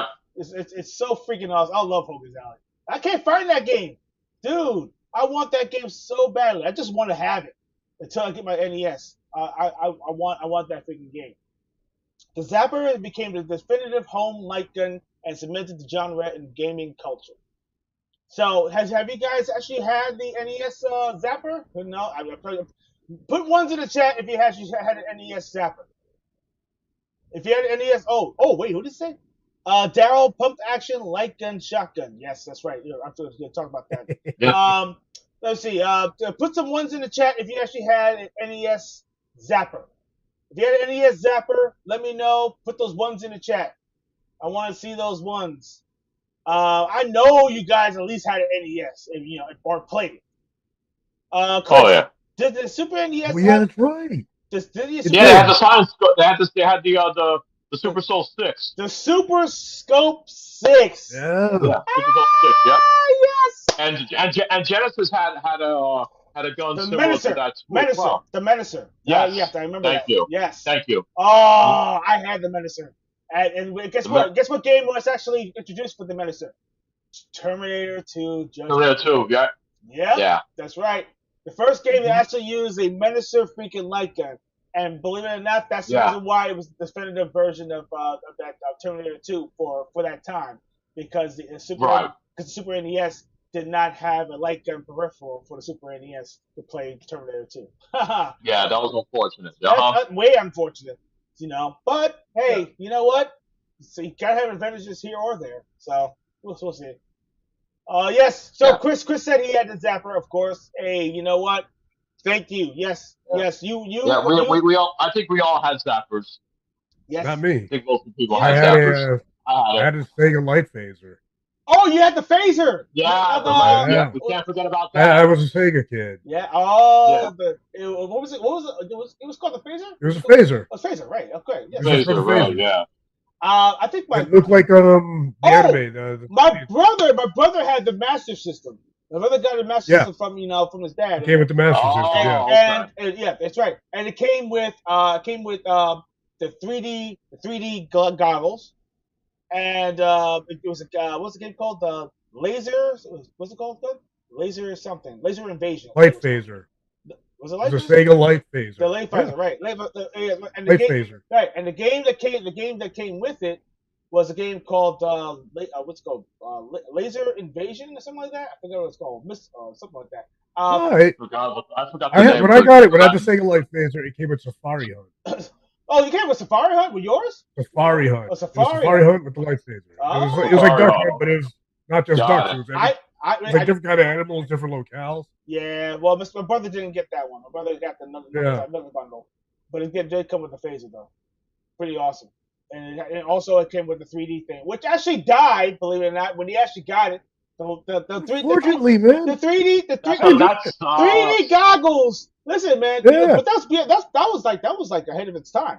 It was ahead of its time. On an 8-bit. Yeah, an 8-bit system. On 8-bit system. 3D goggles for an 8-bit system. 3D technology. That's crazy. We're going to talk about that too in a later episode about their 3D technology, about how virtual reality became so compact. We're going to talk about that too. But that's later, another episode. That's another cool episode. We're going to talk about that in the future. But yeah. But the light gun was pretty awesome. It was pretty accurate too. I mean, actually, it had better accuracy than the NES Zapper. Can you believe that? I believe it. Mm-hmm. You know, Sega was ahead of its time, man. And Sega with everything. Yeah, it was. Sega. They just had bad advertising. They had bad marketing. That's all their problem was. Yeah, they had the security attack. That was the problem. Their marketing just sucked. Yeah. Well, yeah, the marketing, and then also like you got to see that later on when they came out with the other systems, like the Saturn and the Dreamcast, unfortunately. But to me, the Saturn and the Dreamcast were great systems. I don't care what people say. They were fantastic systems, even though they could have done so much better with it. But anyways, let's get back into those. Let's get back into it. So, of course, around that era, like I was mentioning before, the Zappers. Let's talk about the machine gun age. Let's talk about games like with the force the arcades, the force feedback games. And one of the games that led the charge was Operation Wolf. Yes, sir. Yes, my local pizza joint. Yeah, made by the great guys at Taito. They actually Taito, yes, and they actually are the pioneers when it came to that game. So much fun, you know. You actually had these characters jump, and also you lose life if you actually shoot innocents. So that's another thing. And of course, they started doing that with other games as well. You shoot innocent, you lose life. And what's different is that you don't lose life; it shows damage. Your damage goes up. So if your damage goes all the way to the top of their thing, you're considered dead. Instead of the opposite, other way around, which is kind of funny. Well, other games, like I said, that if you shoot an innocent, then you lose a life. Yep. Or a weapon, depending on what the game is. Exactly. And on top of that, you can actually you actually lose bullets. That means you're shooting your bullets, and you can actually run out of ammo. So that means you gotta pick your targets. Don't get trigger happy and go after make sure you get those magazine clips and hit those chickens so you can actually get magazine clips from them and hit those birds in the air and stuff like that too. And also get those power ups as well because believe it or not, you gotta get grenades and you got a limited amount of grenades as well. And the force feedback, which is actually the cool part of it, the machine uh, of the Operation Wolf. Oh my gosh, I love that. I love that force feedback, man. It feels like an actual machine gun, which is pretty cool. So Mhm. it's awesome. That nice sound effect to it. Yes. So tell me, let's get into your experiences. Let's get into your experiences. The first time you actually went into the arcade and saw games like that. What was your first reaction? Did you just pop quarters in there right away like I did? Because I did. I mean, as soon as I saw that, I was like, Yeah. I was like, Oh yeah. oh yeah, Yeah. Yeah. But yeah, when I was in the arcades, I played. Like I said, I played Terminator 2, and then there was also you mentioned Virtual Cop 2. That was one of my favorites. And also, I was a fan of Aerosmith at the time, and I love Revolution Yeah. X. Yeah. I wonder.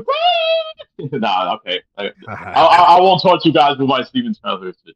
But yeah, I used to love Revolution X. I thought that was cool, And then there was I'd have to bring House of Dead. There was Maximum Force I liked. There was Area 51. Area 51 was my jam. I used to play that a lot. And yeah. then yeah, One of Midway's interesting games as well. Yep. yeah. And then what another Midway game I like to throw in there is Carnival. Carnival's one of my favorites. Oh man, So Carnival needs to come home, man. They need to make a home version of that game. yeah. Why? What is Oh, going dude, on, bro? absolutely. What is It's going been in the on? arcade jail. It's been in the arcade jail for so long, that game, I tell you. And then there was also from Namco. We can't forget the good folks in Namco. We can't forget about this game behind me right there, Ninja Assault. That's one Yes. of my favorites. Mm-hmm. And that game, and then Vampire Knight was one of my favorites. Love that game. And of course, we can't forget about Time Crisis 1 and 2. Yep. There's some games in there that I remember throwing in there. Those were some of my favorite games I grew up playing. Mm-hmm. So Okay. All right. yeah. So I mean, those are the games I could really think of. But then there's some like Resident Evil ones that came out on the Wii though. But I don't know if I want to go like deep into it though. But of course, it was House of the Dead 1 and 2. And then I played House of the Dead 3. Then there was House of the Dead Overkill that I played on the Wii because I do like the Wii controller. The Wii controller like works very well. But what's cool about that is that you could buy the gun accessory. So you put your Wii remote right on top of the gun, and you can move that thing. You can shoot like you're actually shooting. Yeah. I love that. And then they came out with some Resident Evil games with that. They had Resident Evil the Umbrella Chronicles, and then the second one was Resident Evil: The Dark Side Chronicles. Those are great Resident Evil rail shooting games. So if you're looking for some rail shooting games, I highly recommend you check those out if you're a fan of Resident Evil. So definitely check those out. And then also, I think we did mention this. I think it was last month that they're coming out with an arcade called Resident Evil 2 Dead Aim. Yep. We talked It's about going to, yeah. So that's a game that I cannot wait to play. It's like the Resident Evil 2 remake was a rail shooting game. So I'm hoping if David Buster's gets that game, I'm going to be going to that place almost every week just to play that and try to destroy that. And Tony, you're coming along with me, buddy. We got to take out that arcade. We got to take it out. I'm always down for shooting something. I have a feeling. I have a very, very strong feeling that Dave and Buster's is going to definitely carry that. They're going to I know, because they always get the new stuff. Because I saw they had the new NBA. It looks like almost like an NBA Jam type of game, but it was a NBA game that's like they just got in. And that game was just announced like about a couple weeks before I actually saw it, and then they actually had it. So I'm like, okay, listen, if they're getting that fast turnover over there, then guaranteed, when that game gets announced or becomes available, it's gonna be there. It's gonna be there. And and Hope so. I'm gonna be like one of the ones that just gonna pop my head in there and say, you know what, I'm gonna have to jump in. Absolutely. Yeah. So. Yeah. Yep. Absolutely. And yeah, but those are some of the I was just gonna say that was just some of the rail shooters. I might be forgetting a couple of which I know I did though, but I want to hear from you guys. Just let me know your good memories and what other games that you liked, and maybe there's some games that I must have missed though, and I'll be like, oh yeah, I remember that. Oh yeah, Tony. Remember. What about you, Tony? Tell me about your. Light gun. Oh yes. Tell me I'm about. just There's as gotta be good. some I missed. Yes. I am a light gun master, dude. I'm one of the best shots you can think of in those games. I've been playing since the old Sega I've Master seen that. System and the Nintendo. I've seen it firsthand. Safari Hunt, Duck Hunt. Yeah, Johnny shot with me. Yeah. You're asking about my first arcade experience. It wasn't really the arcade; it was a pizza place, and it had Operation Wolf. So right when I found out that was there, I was playing every day after school, pretty much blowing my lunch money every day. And then once I started driving, that's when I started hitting the arcade a lot more. And that's when I played House of the Dead 1 and 2 so much, I pretty much bought the machine. I played like Gunblade New York, as I mentioned in the chat room. What else did I play over there? Mostly that. Mostly those types. There was another one I can't recall. Warzade. Warzade was another one. If you guys don't know what Warzade is, check it out. The peripheral's like an actual like M16, and you're shooting like skeletons, and the screen is huge. There's like 3 of them. You're just shooting a skeleton army. It's awesome. Check out Warzade. If anybody in the chat knows about it, hit me up, man. It was a great game. I think I showed people, what Warzade actually looks like, and it looks. I'll be honest. I did see that game, but I never got to play that one. Yeah, I loved it. I loved it. That. And then I have to talk about Johnny and I just beat one of the House of the Dead. Yeah, it was Scarlet Dawn. Yeah, it was the latest one, Scarlet Dawn. Yeah, that was a good one. We have our white whale that we're going to be hunting for years, man. I got to find that Rambo machine, and we got to finish it because David Busters, I got to beef with you for pulling the plug on us. We were right at the end, and you pulled the plug on us. They pulled the plug on us, those son of a bitches, man. I knew I was forgetting a game, and thank God you mentioned Rambo. That's our white whale, dude. I'm going to catch it. Oh, man, players, if you go on the hunt, try to find that Rambo game. That Rambo game is based off all 3 movies. It's based off all 3 movies. And it is an awesome game, man. Oh, man. They even show you scenes from the movie. It feels like you're actually like playing the movie. And it's made by Sega. Yeah. It's one of the best movie adaptation games I've ever played. Yeah. It's not the best because it's Rambo.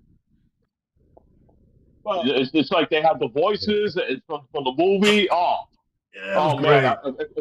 Dude, I would love to go play that game with you again, man. I tell you, I'm so disappointed they took that game out. We gotta find that game. We gotta go on a hunt again. We really have. We gotta bring Torrance along. We gotta bring Torrance too. Oh yeah, please, yes. I want to shoot with Torrance. I gotta shoot with all my buddies. Along, yes, you have to. Yeah. Because listen, I am all for it when it comes to the arcade. I am like an arcade junkie. I am a quarter muncher for life. I'm all about that. I'm all about that life when it comes to like freaking arcade experience. And shooters are like number 1 when it comes to the arcade experience because there's nothing like it. There's nothing like it at all. You can't. I'm sorry.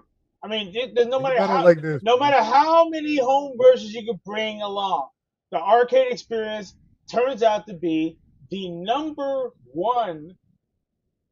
Number 1. When it comes down to the experiences, it just really is. And believe it or not, if I had the money, trust me, if I had the money, I would actually have a stand-up arcade machine right here in my living room. And I can play from time to time. I can hook you up. That's how bad I can hook you up. Oh, cool. I can hook you both up, man. You scared to scratch. I can hook you up with a guy. Oh, nice. Oh, nice. Cool. Yes. Very cool. Yes, because But Lawrence, I wanted to add on to what you're saying about being an arcade junkie. You know what we're like? Because I know we're very similar, and I'm pretty sure Johnny is too, because I've been to an arcade with Johnny a couple times. Yeah, a couple times. Yeah, a few times. Yeah. We're like those old ladies on the slot machines down in Atlantic City. oh, You my have God, to tear yes. my ass away from those machines. Yeah. That's our one-armed men. You know That's what? our one-armed men. I thought you was gonna mention like we're the Golden Girls or something. Oh man, then Johnny, you're totally blanched, dude. Oh God! Oh, wow. Okay. If I'm Blanche, then who are you two guys? I need to know. Well, I'll be Dorothy. Whatever. I'm Dorothy. Okay, Dorothy. Yeah, because you can be a grouch sometimes. Oh yeah. Wow. Torrance probably could be Rose, Betty White's character, probably. Yeah, I'm definitely Rose. I could definitely be Rose. You know, sit back there. You know, me and Saint Olaf. You know, we just, you know, we. Oh, stop it, you two. Yeah. Oh, come on, guys. Let's just go and have a little fun. Absolutely. Yeah, and you have two ladies inside the bedroom at the same time. Anyway, moving along. But still, moving on to our like backgrounds. Let me talk about. Okay, I can go on all day, but I'm gonna have to give you the abridged version. I got to give you the severely abridged version because mine can go on for days. Okay. All right. Number one, first experience. No, come on, we got time. Yeah, we got time. Come on. Dude, I'm gonna take all night. Dude, we're going to tomorrow morning. We started late, bro. We can go a couple minutes. Yeah, we just started late. I mean, come on. Yeah.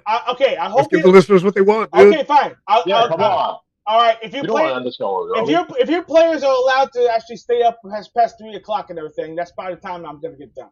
But anyway, I'm just kidding. All right. But anyway, my first arcade experience. My first one was definitely Operation Wolf.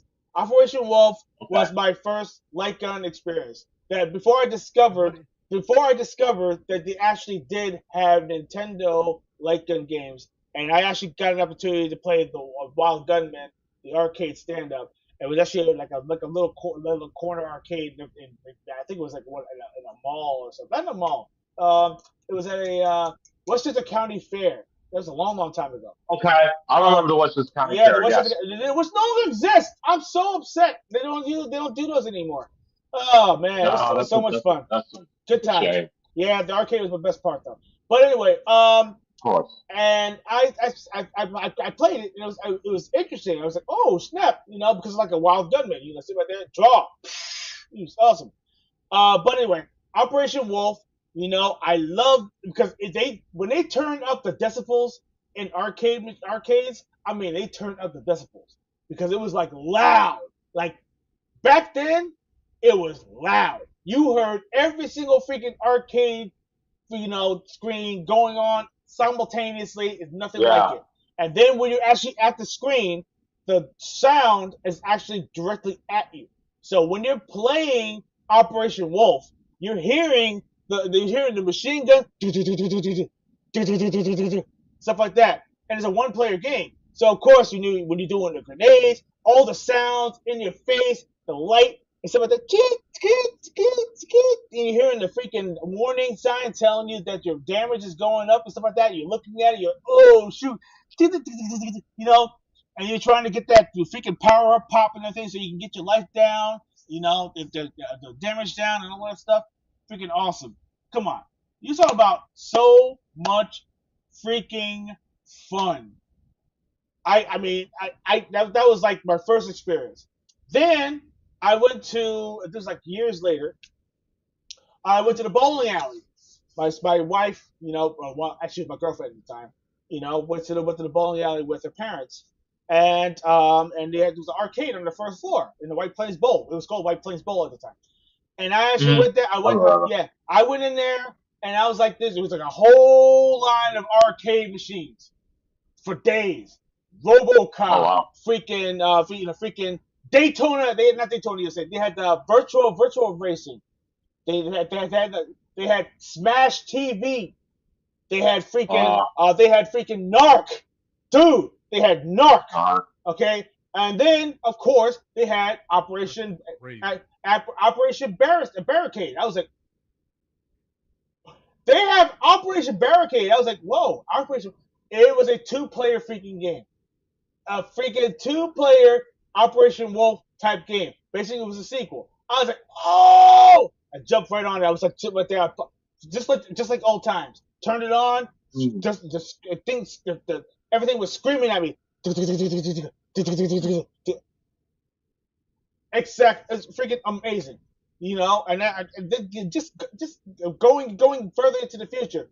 Of course, they had digital games such as Lethal Enforcers. I love that freaking game. Oh, Lethal Enforcer. That's another one. Yeah, Yes. Lethal Enforcers. Love that freaking game. You know, and you know, it's like it was all about discovery. Let's talk about you know, Nathan's had gun games for days. Yeah. No matter where you went and everything, there was at least one.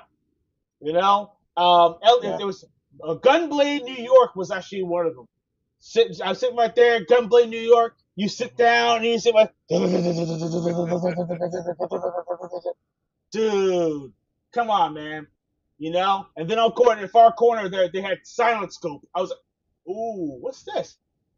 Well, it's $1. A lot of fun. Yeah, a lot of fun. It's $1. So I was like, That's what it was. let me pop another. Yeah, it was $1. Yeah, but you get your money's worth. Oh no, I did. Oh, I did. I mean, I played that for I played that for like hours, man, because it was so awesome. Because the thing is that it's not all about shooting. It's about precision and also timing. Sit right there and the thing, you like looking at the thing. He's like, and they're like, search for. It said on the screen, search for the which you know I think on the 3rd floor or something like that in the building, and you had to go over there and you had to look for the guy, and the guy was like literally about to take a shot, and then you saw it, and I saw the turret was turning red, and you finally found him, and you're like, pop! Oh, there you go, and then you see another guy, pop! Oh, yeah, that's awesome, dude. So much freaking fun, because. But the thing is that it wasn't about speed. It was about accuracy. And also time. You had to be quick about it. Because if you actually run out of time and you find out that the guy took off a shot and everything, you actually missed the mission's over. You missed your opportunity, yeah. Missed opportunity. Love that freaking game. And they need to bring that game back. Because that game was so freaking awesome. Of course. They actually did make a home version of that game too, with the peripheral also. And it was only for they only made a limited amount or something like that. Oh man, so much fun. Terminator 2, how can I forget about that? Terminator 2 Judgment Day. I remember walking into China Gifts in White Plains where I lived at the time. And I walked in and I turned to the left, I saw freaking Arnold Schwarzenegger, in this with the sunglasses, the gun, yeah. And then all of a sudden you pop in your quarters in, it's Judgment Day. And then you go over there and you start going, and you shoot one of the guys, persons by accident. No! And he's shooting all these. Oh man, come on, bro. That's so much freaking fun. Fun, man. For hours. And just popping in your quarters and everything as you go. And it's just, you know what? Listen, you know how passionate about these games I am? The excitement is still there. And every single time I think about it, I just get overflowed with that. Revolution X, another fantastic game that I got to talk about with our awesome favorite band, Aerosmith.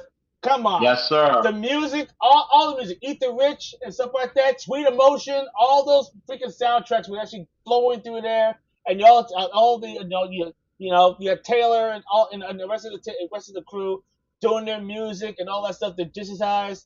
And also, of course, you see freaking Kerry Hoskins and everything playing out. Helena X, yeah. Yes, exactly. Helena X, yeah. Stop this nonsense now, or you want to deal with me. Yeah. And don't forget what Steven Tyler said in the beginning of the game. He says, remember, music is the weapon. Yes, absolutely. Still love it. Still love it. And there was shooting flaming CDs, man. Freaking flaming CDs. as Dude, freaking there was grenades, bro. Come on, dude, man. there were so many secrets in the game. There were so many secret rooms in the game as well. Yes. Oh my So many God. secret rooms. And you're saving the girls that's in the cages. Oh man. Thank you. I'm like, yes. I'll Oh talk. yeah. I'll talk with you later. Absolutely. Yeah. Give Gotta me. blow some terrorists up. Yep. Give me a number. All right, but yeah. I mean, dude, come on, man. And and of course. Ah man, what's another one? Then of course in the era of Naomi boards, you got to talk about that. Virtual Cop, forgot about Virtual Cop 2. I actually played Virtual Cop 1 in the art and same thing, Nathan's. I was actually playing in Nathan's. The Virtual Cop was Mhm. just you there, and I was like, and what's cool about that game is that you could actually shoot limbs and actually disarm people and stuff like that, and you blow and Yeah. also shoot wheels and stuff like that to actually just come on, I love that. See, Sega was ahead of it because you sit right there and you're shooting all that stuff. Everyone's always going at the headshots, and headshots is cool. For me, I'm like pop pop pop pop pop pop pop. I'm like yes, pop pop pop pop pop pop. Yes sir, pop pop pop pop pop pop pop. Awesome, man. Oh man, so much fun. Reload. You can shoot off the screen. One of the first games actually you have to reload, shoot off the screen that you can reload anything. Pretty awesome. Man, what else? Yeah. Oh my goodness. Virtual Cop 2. I already mentioned that. Another game. Yep. Confidential Mission. Let's not forget about that because House of the Dead. I mean, I'm going to get into House of the Dead, but come Yeah. on, Confidential Mission was another great game.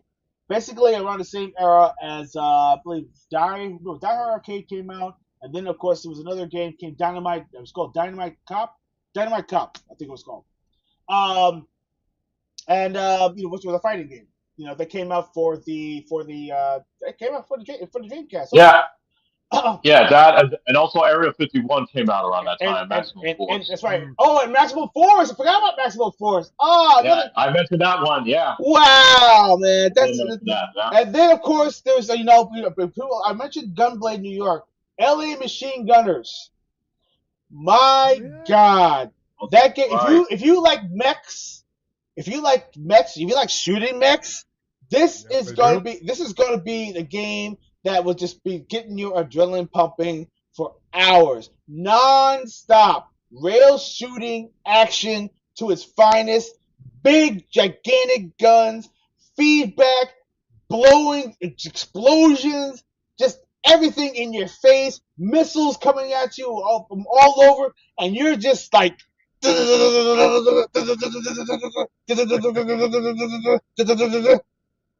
come on, man. You want to, God, man. I loved it. Loved it to death. And to this day, nothing gives me that same experience. Nothing. Nothing at all. You can bring those things home. You just don't get that same experience. You just can't. You can't Nah. emulate it. I mean, although people who get ingenuity and actually You built. need a peripheral that recoils, dude. Yes. Yeah, and plus the It's all graphics about that don't even look as recoil. good as the arcade though. Regardless, Yeah. even if it was the PlayStation or the Saturn versions of these games, I mean, the graphics are not going to match exactly the way it is in the arcades. Nope. Nope. Nope. There were so many opportunities, missed opportunities, to bring some of this stuff home, and they just didn't. And I don't know why, and I still don't know why to this very day. But going back to more information, let's go into we're going into the eras that's actually going to be getting more more modern so basically there was a decline though. Basically in the late 1990s and the 2000s there was actually starting to show that PC and consoles were starting to overshadow light gun games. So basically first person shooters such as Halo, and GoldenEye, and all these games. These people are playing these games, these 3D, shooting games more than the light gun games. So CRT TVs are starting to disappear. traditional light gun games didn't work on LCD and LED TVs, which is still the case today. And of course, the concerns over realistic gun peripherals. So basically, after events like the Columbine, they ever heard about that thing. I don't want to go into details of that, but it led to a toy-like bright-colored design in the U.S. So basically, the dark colors like the black and gray-colored guns were starting to phase out, and they actually made it more like technicolor and light, color like orange and stuff like that instead to represent light gun games, light gun peripherals. And also, around that time, and it's still relevant, arcades were also on decline around that time. So a lot of arcades were starting to close down, and a lot of the machines and everything, they weren't getting updated, they weren't getting fixed. So you see more arcade machines down than actually being fixed. A lot of them actually selling them, resellers, stuff like that. All those things factor in. So that's the reason why at that time you haven't really been seeing that many arcade games like that showing up. Occasionally you'll see one or two, and I did recently. I actually did see a couple of light gun games as the old ones anyway, being played. And I'm like, oh snap! I can't believe it. I haven't played this freaking game since who knows when. Like Lethal Enforcers, God, I haven't played Lethal Enforcers in a long freaking time. But I actually popped those quarters in and I played it again just for old time's sake. And trust me, nostalgia kicked in like I was there when I first played the damn thing. That's how awesome it was. It's freaking amazing. Yeah. That's one of the things I liked about the Wii system, because I did like the fact that the Wii was bringing out all these rail shooting games, like I mentioned before. They brought back House of the Dead, Overkill, and then those two Resident Evil games I told you about, the Umbrella Chronicles and the Dark Side Chronicles. But I mean, I like what they did though. But then I felt like they kind of just like declined it though when the Wii stopped creating games though, and then the Wii U came out, nothing happened, and the Switch came out, and it's like, I mean, what's going on here? Or do they not just care for these games anymore? I think it's like once the Wii stopped, I think we didn't see any more rail shooting games after that. That is true. That is true. Which is actually getting to the next point. Modern light gun tech, 2000s and present. So light gun gaming didn't die; it actually evolved. So, like you mentioned before about the Wii Remote, they use an IR camera to track LEDs on a sensor bar and not the screen itself. So, once again, sensor bar was a way to actually modernize light gun technology, which for some odd reason, no other company better yet, no other console company decides to actually use their technology to make their own peripheral to actually use light gun technology. But then again, there's another company based out in Japan. Actually, it was in Taiwan, believe it or not. The they actually created a light gun that used the same technology as the Wii Remote that actually detects the bars, I guess, on the side and also the bottom. So it actually it's kind of like opposites. So it's like polar opposites. So when you're shooting, it actually could be able to detect it. So you can actually adjust it and you can use it on a LCD screen or LED screen. It's the same way you would with the Wii Remote, which is the reason why the technology has gotten better. Then AI came along, and AI is actually built inside of the gun itself. So it actually is self-aware of what the left, right, center is, which is crazy. And that's how they got their accuracy, which is the reason why the Sinden light guns are now starting to become very, very popular. But yet, no console company stepped up to the plate and said, hey, can you make one that's compatible with our console? Not one. Not one. Not one. Only available for PC only. Or for a Raspberry Pi. If you have a Raspberry Pi or something like that. That's it. Oh, jeez. That's it. It's just. I mean, that's so disheartening to hear. And believe it or not, I want to reach out to those guys at the Sinden company. I really do, and talk to them and say, hey, have you been approached at all about this technology? Because this technology is so freaking awesome, and I've seen screens of people actually buying these things and creating their own cabinets and remaking games like freaking Time Crisis and Operation Wolf and playing freaking Duck Hunt with these Sinden controllers with so just precise accuracies. It's crazy, and it's so awesome. And I don't know why companies just didn't decide to just not jump on it. Maybe they just, I guess they're too afraid about all the recent events that actually happened. I'm not getting political.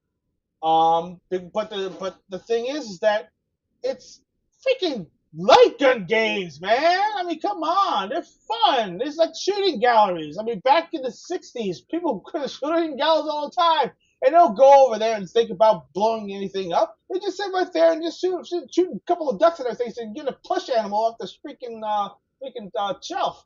That's all. I mean, it's just pretty much the same thing, but it's just having fun. But anyway, getting into it. So we're talking about the IR camera, and of course the GunCon 3, which is PlayStation 3. They use infrared markers to track the position for Time Crisis 4. Time Crisis 4 uses those markers to actually be able to make precise accuracy.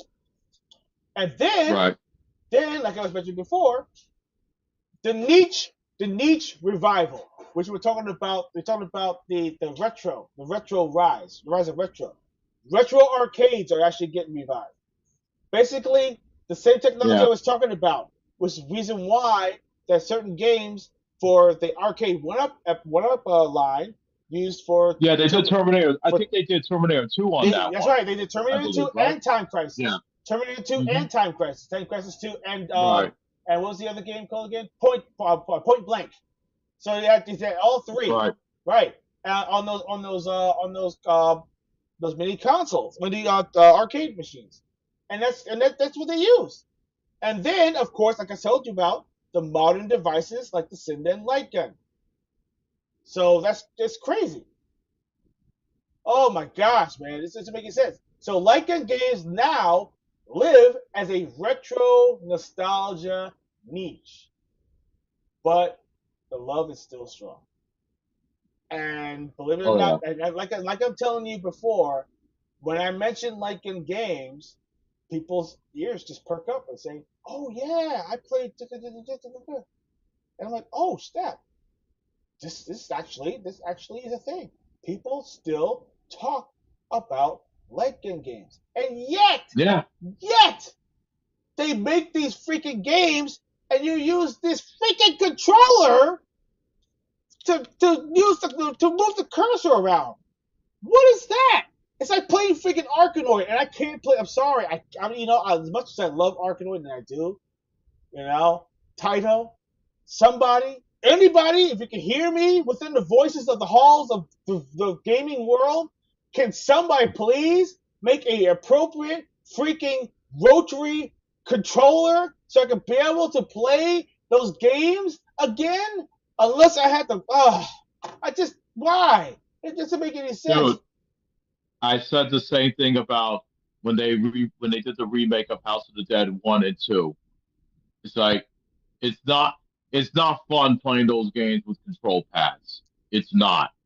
You have to have the rail guns. Otherwise, why even bother? Like, why even bother come bring out the remake of those games if you're not going to have the rail guns? I know a lot of people, when I show people that, they're coming out with a remake of House of the Dead, and they're like, oh, cool. He said, I wonder what the guns are going to look like. And I'd be like, they haven't said anything about guns yet. And they're like, what? I can't play House of the Dead with guns, without guns.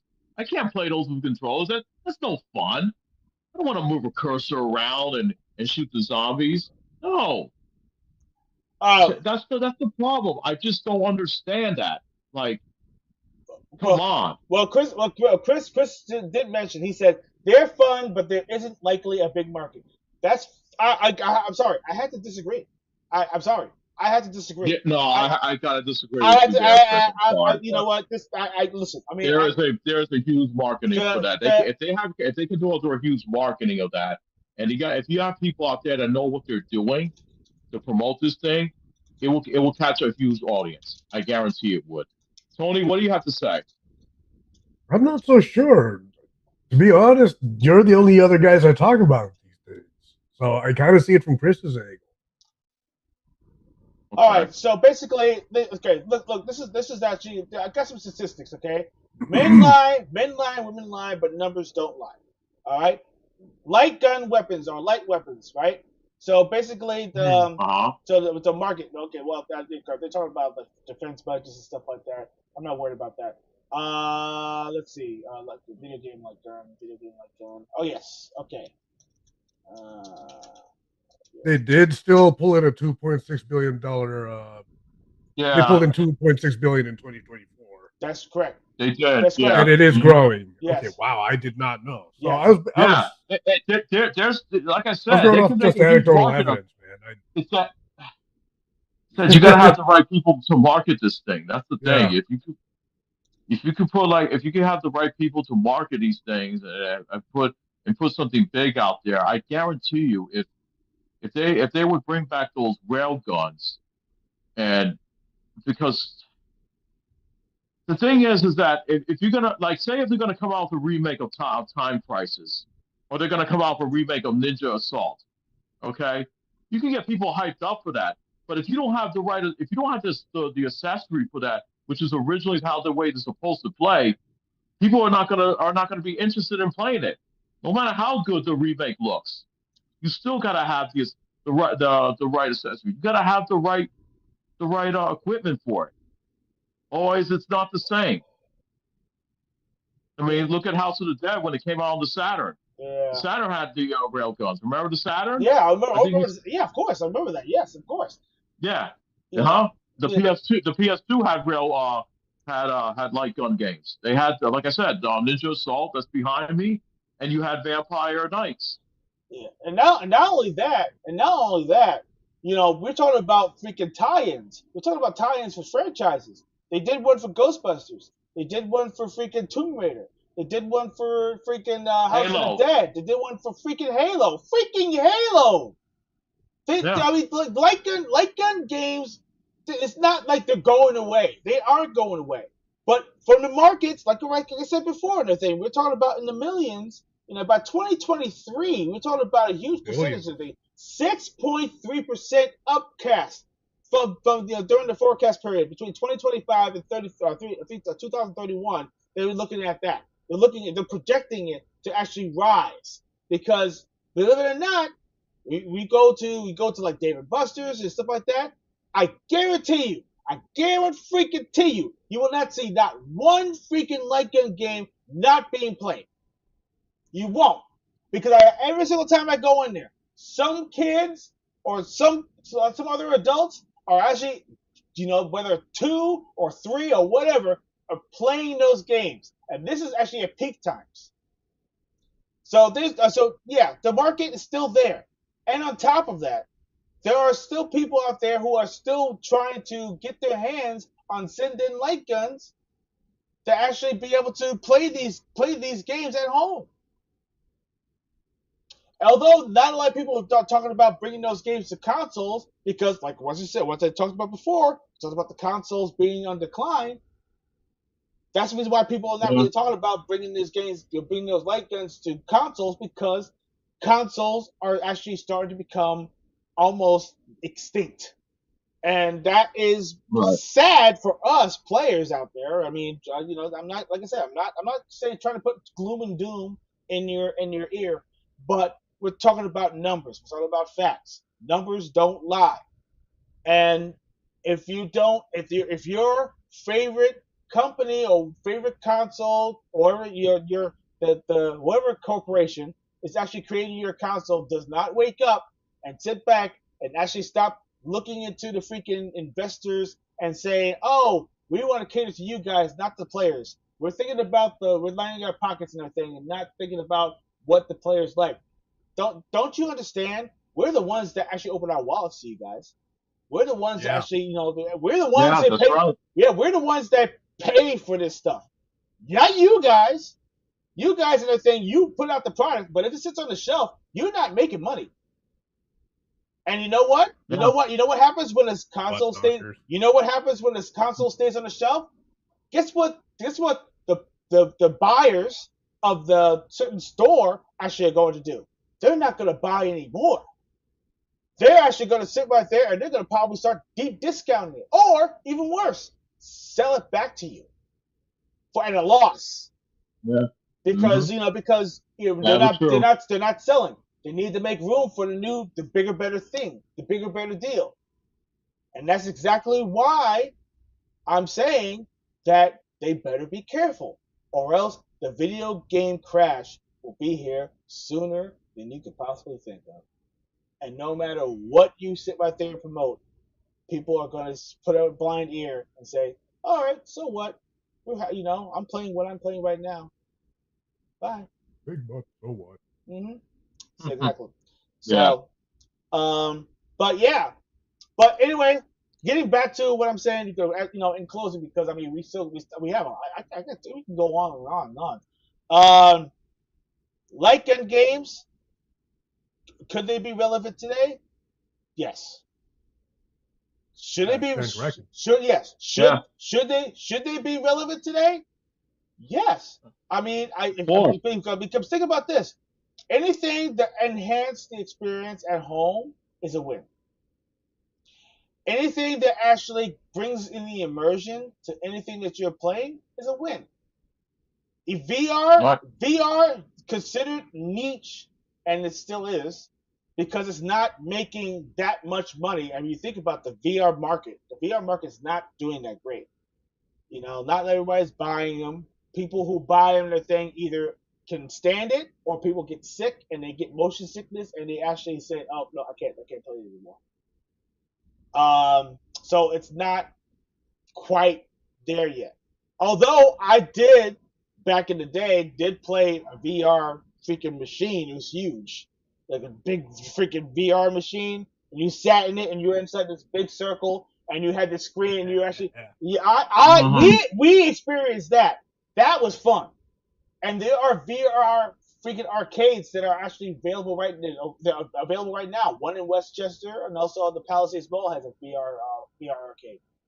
So so yeah, it's there. But the thing is, when it comes to shooting games, a peripheral, something tangible, something in your hand that you can actually be able to have fun, and that's safe. That's a toy. It's safe, and you're just shooting at virtual things. That should not be a freaking problem. And if you consider it a problem, then you might as well shut down the shooting ranges too, because it doesn't make any damn sense. I feel like Yeah. I just feel like that you missed the boat on that one. But me, I stand my position stands. I think that light gun games deserve a spot in the new age of gaming. Period. So Absolutely.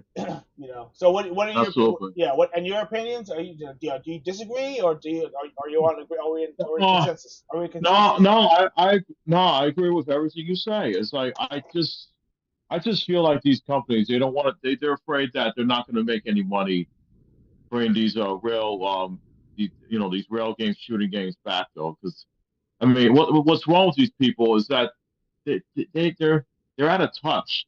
They just don't look to see to all these people that sees that it seems like people are into these real shooting games. I mean maybe we could bring back some of these older titles or bring some titles that actually fix that realm, and then let's come out with accessories of guns, and so that way people let's find a way because listen, the technology is there.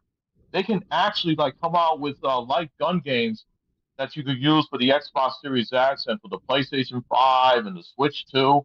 I mean, come on. Nintendo did it with the Nintendo Wii. Why cannot they do it with the Switch 2? I just don't understand it.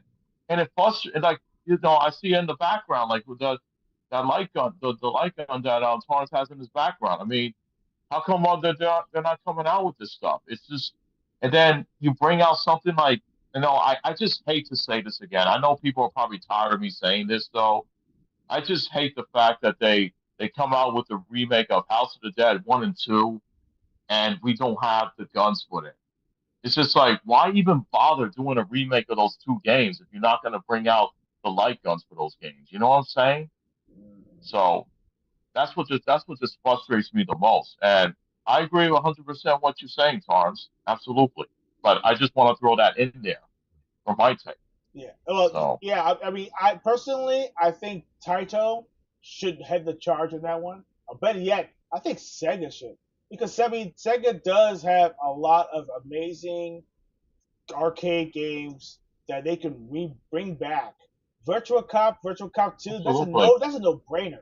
House of the Dead 1 and 2 remake, come on, that should have been a no brainer.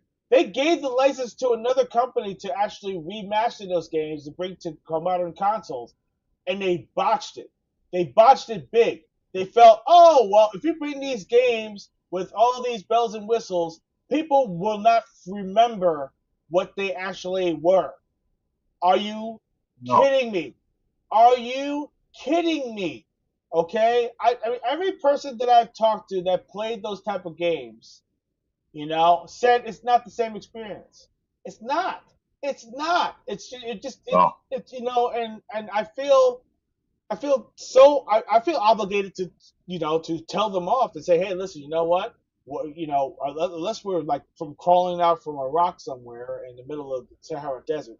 I mean, I'm pretty sure that if you actually give a game its proper due and do it right and have a proper peripheral with that game, like for instance, Dance Dance Revolution, right? Do you want to play it with the pad? Because believe it or not, they try to promote that game, Dance Dance Revolution, as with a freaking pad, freaking hand controller pad. Okay? Oh, come on. Come on, listen. Or better yet, here's another one. Here's another one. You're gonna laugh. You're gonna laugh at this one. I'm gonna laugh at this one too. Oh, Playing okay. games like what do you call it, Just Dance, or something like that. Just Dance with a freaking cell phone in your hand, waving around like an idiot. And come on, seriously. Oh, man. And it's been, damn well it's better with a sensor control or freaking connector or whatever it was, where you're actually in front of the screen and it actually senses what you're doing. It's better that way. But you know what? No, you don't want to spend the pennies. You don't want to spend. You say, oh, this technology is niche. Not everybody's. Dude, everything's freaking niche until you put it out there. Until you get people out there like influencers like us, people who actually care about this product, people who actually have been there, who's been in the front lines, who actually spent the freaking money, thousands upon thousands.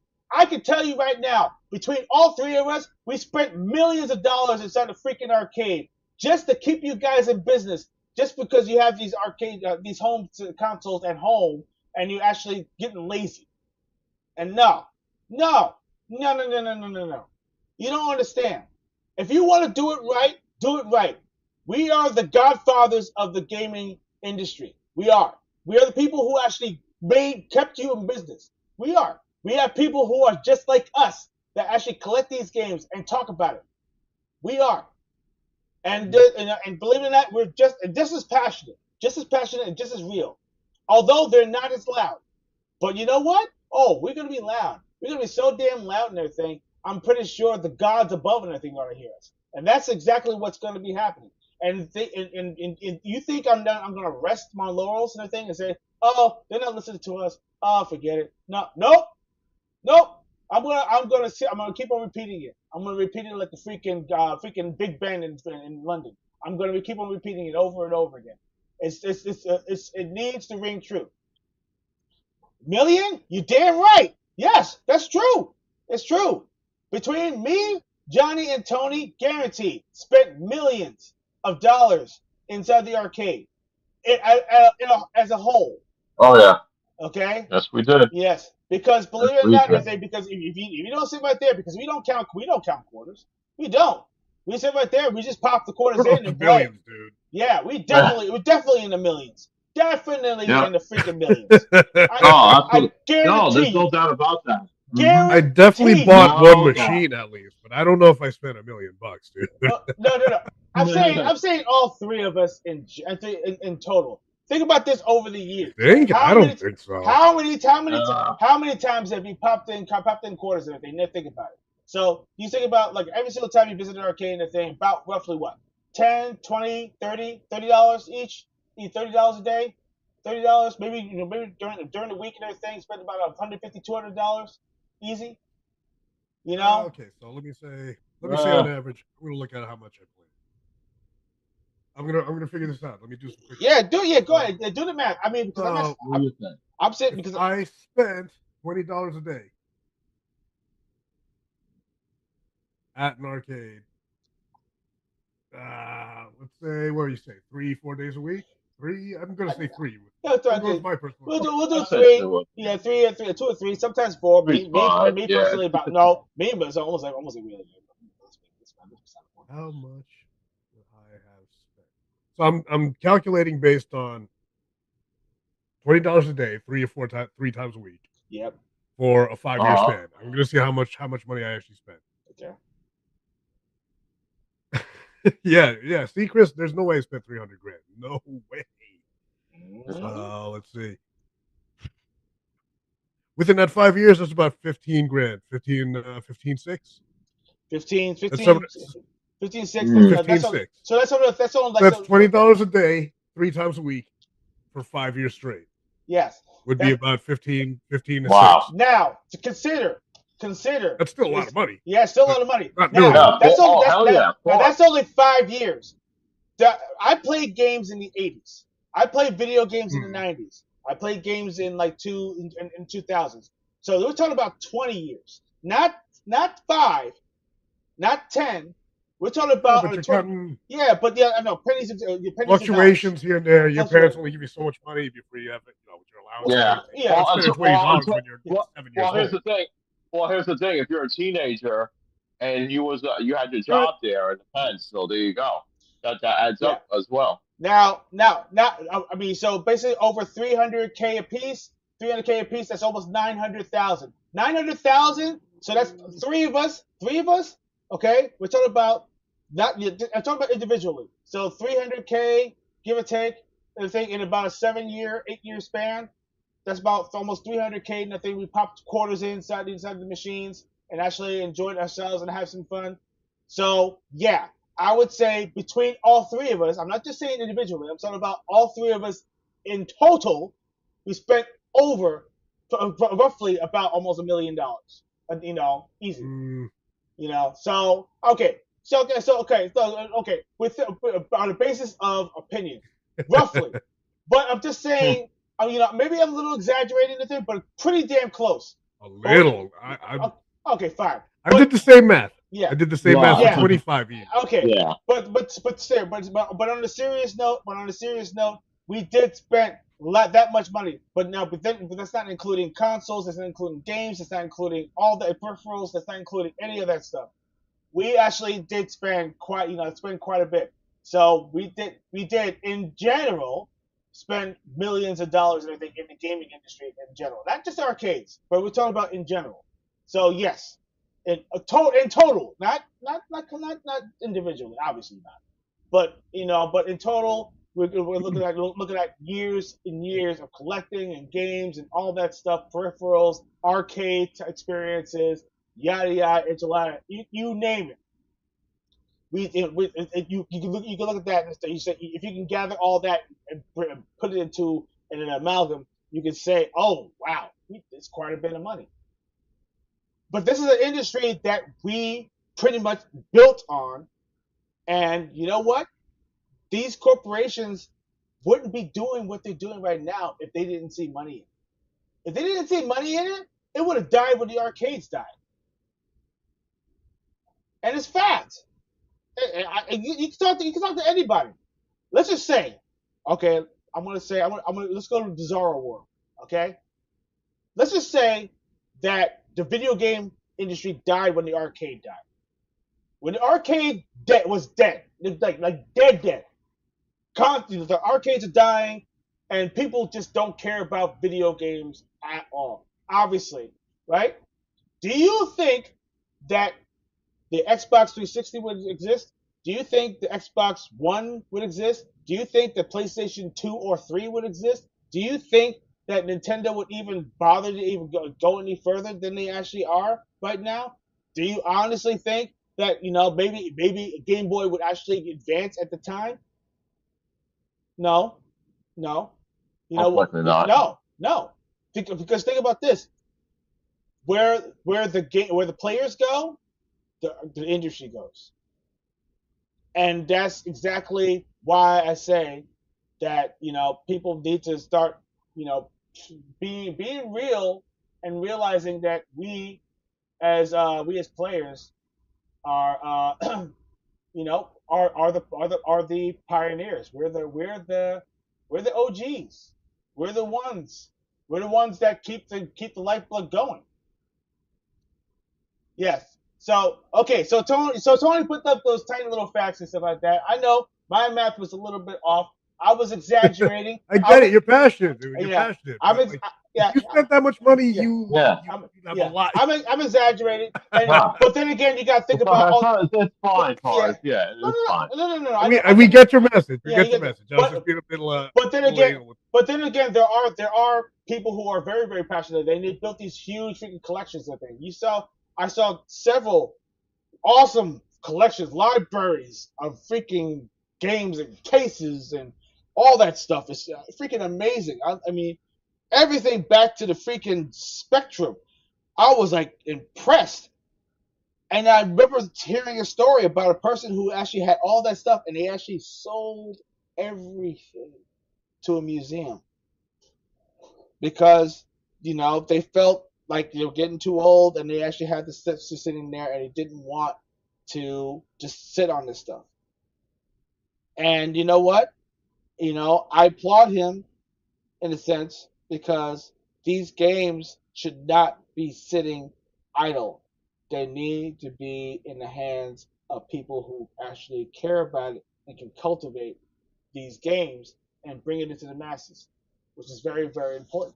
So I don't know. That's all. That's my 15 cents. That's Torrance on the stump. Talking about my stuff right there.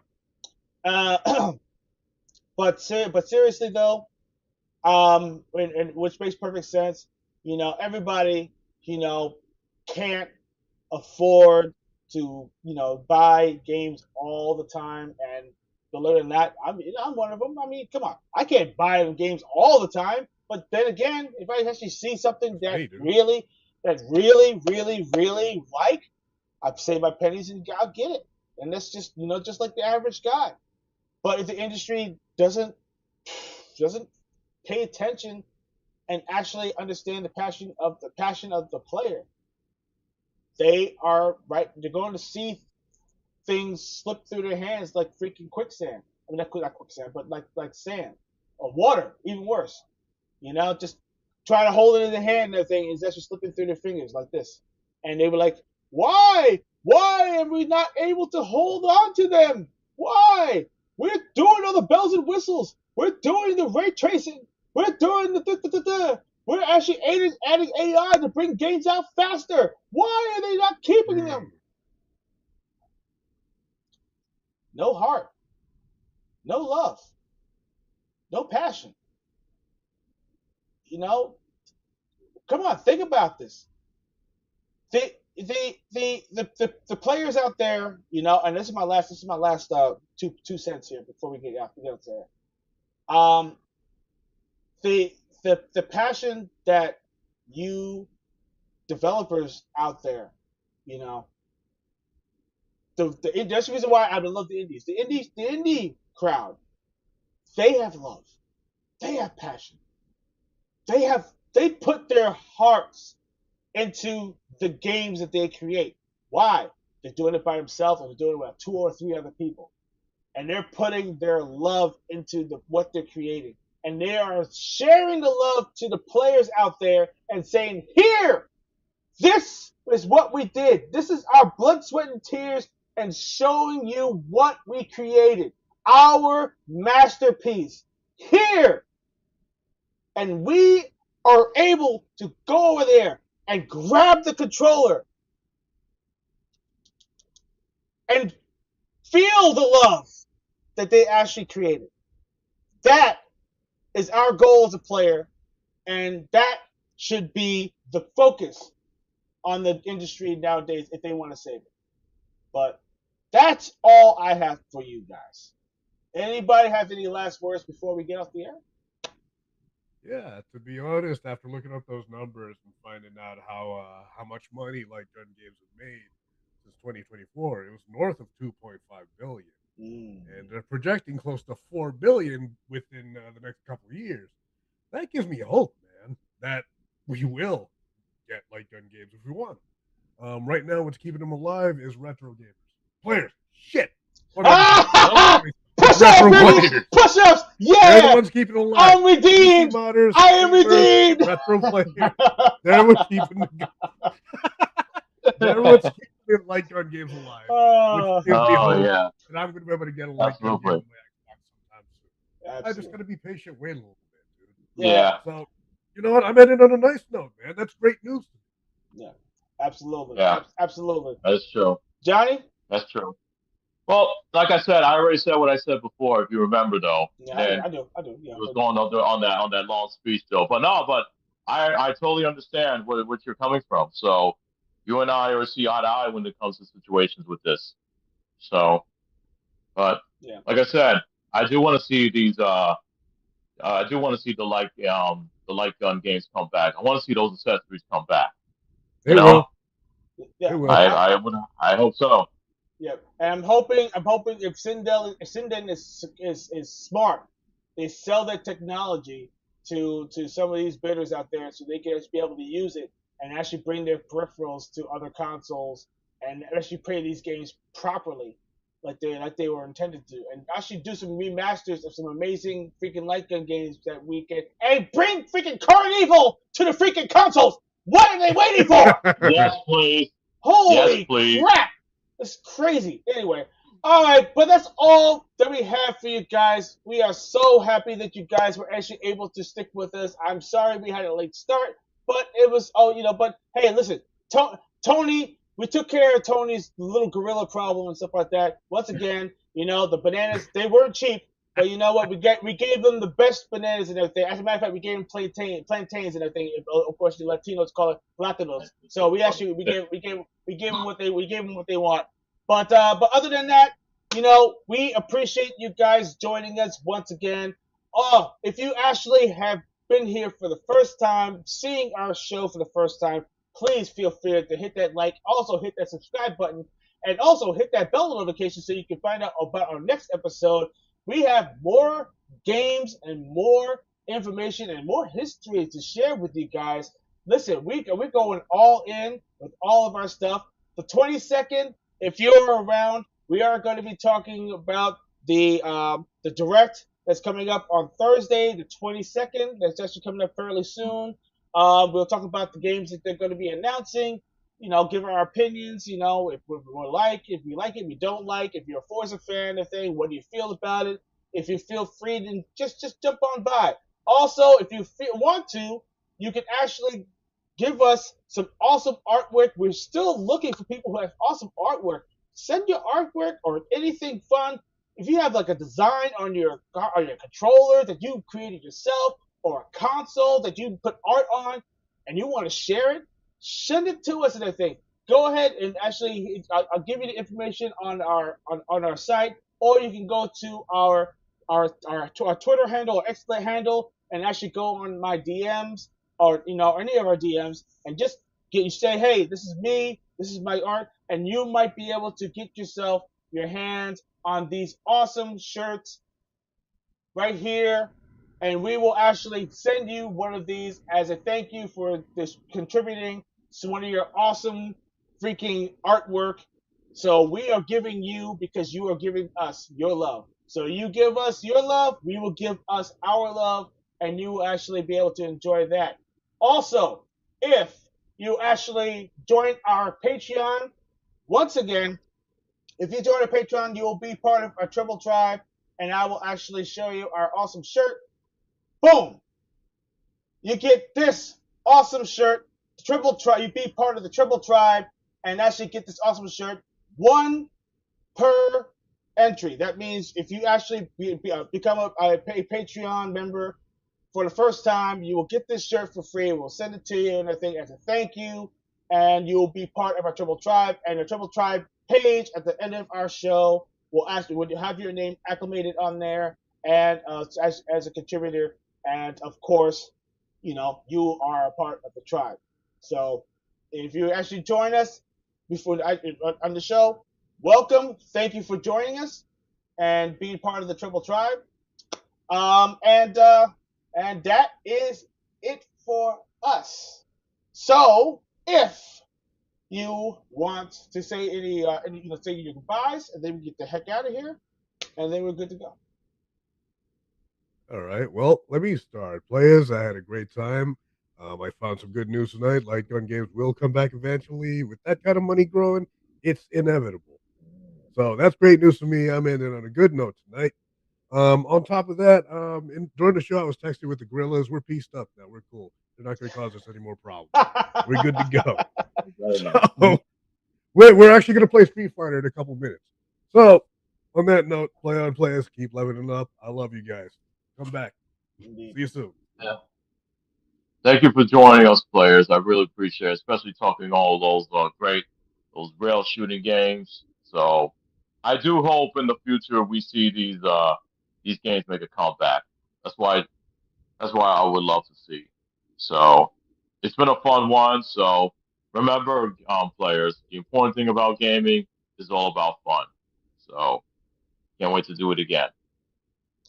Indeed. And of course, once again, keep on leveling up, keep on playing, and we'll see you next time on the next episode of Gaming Treble. Stay safe, everybody.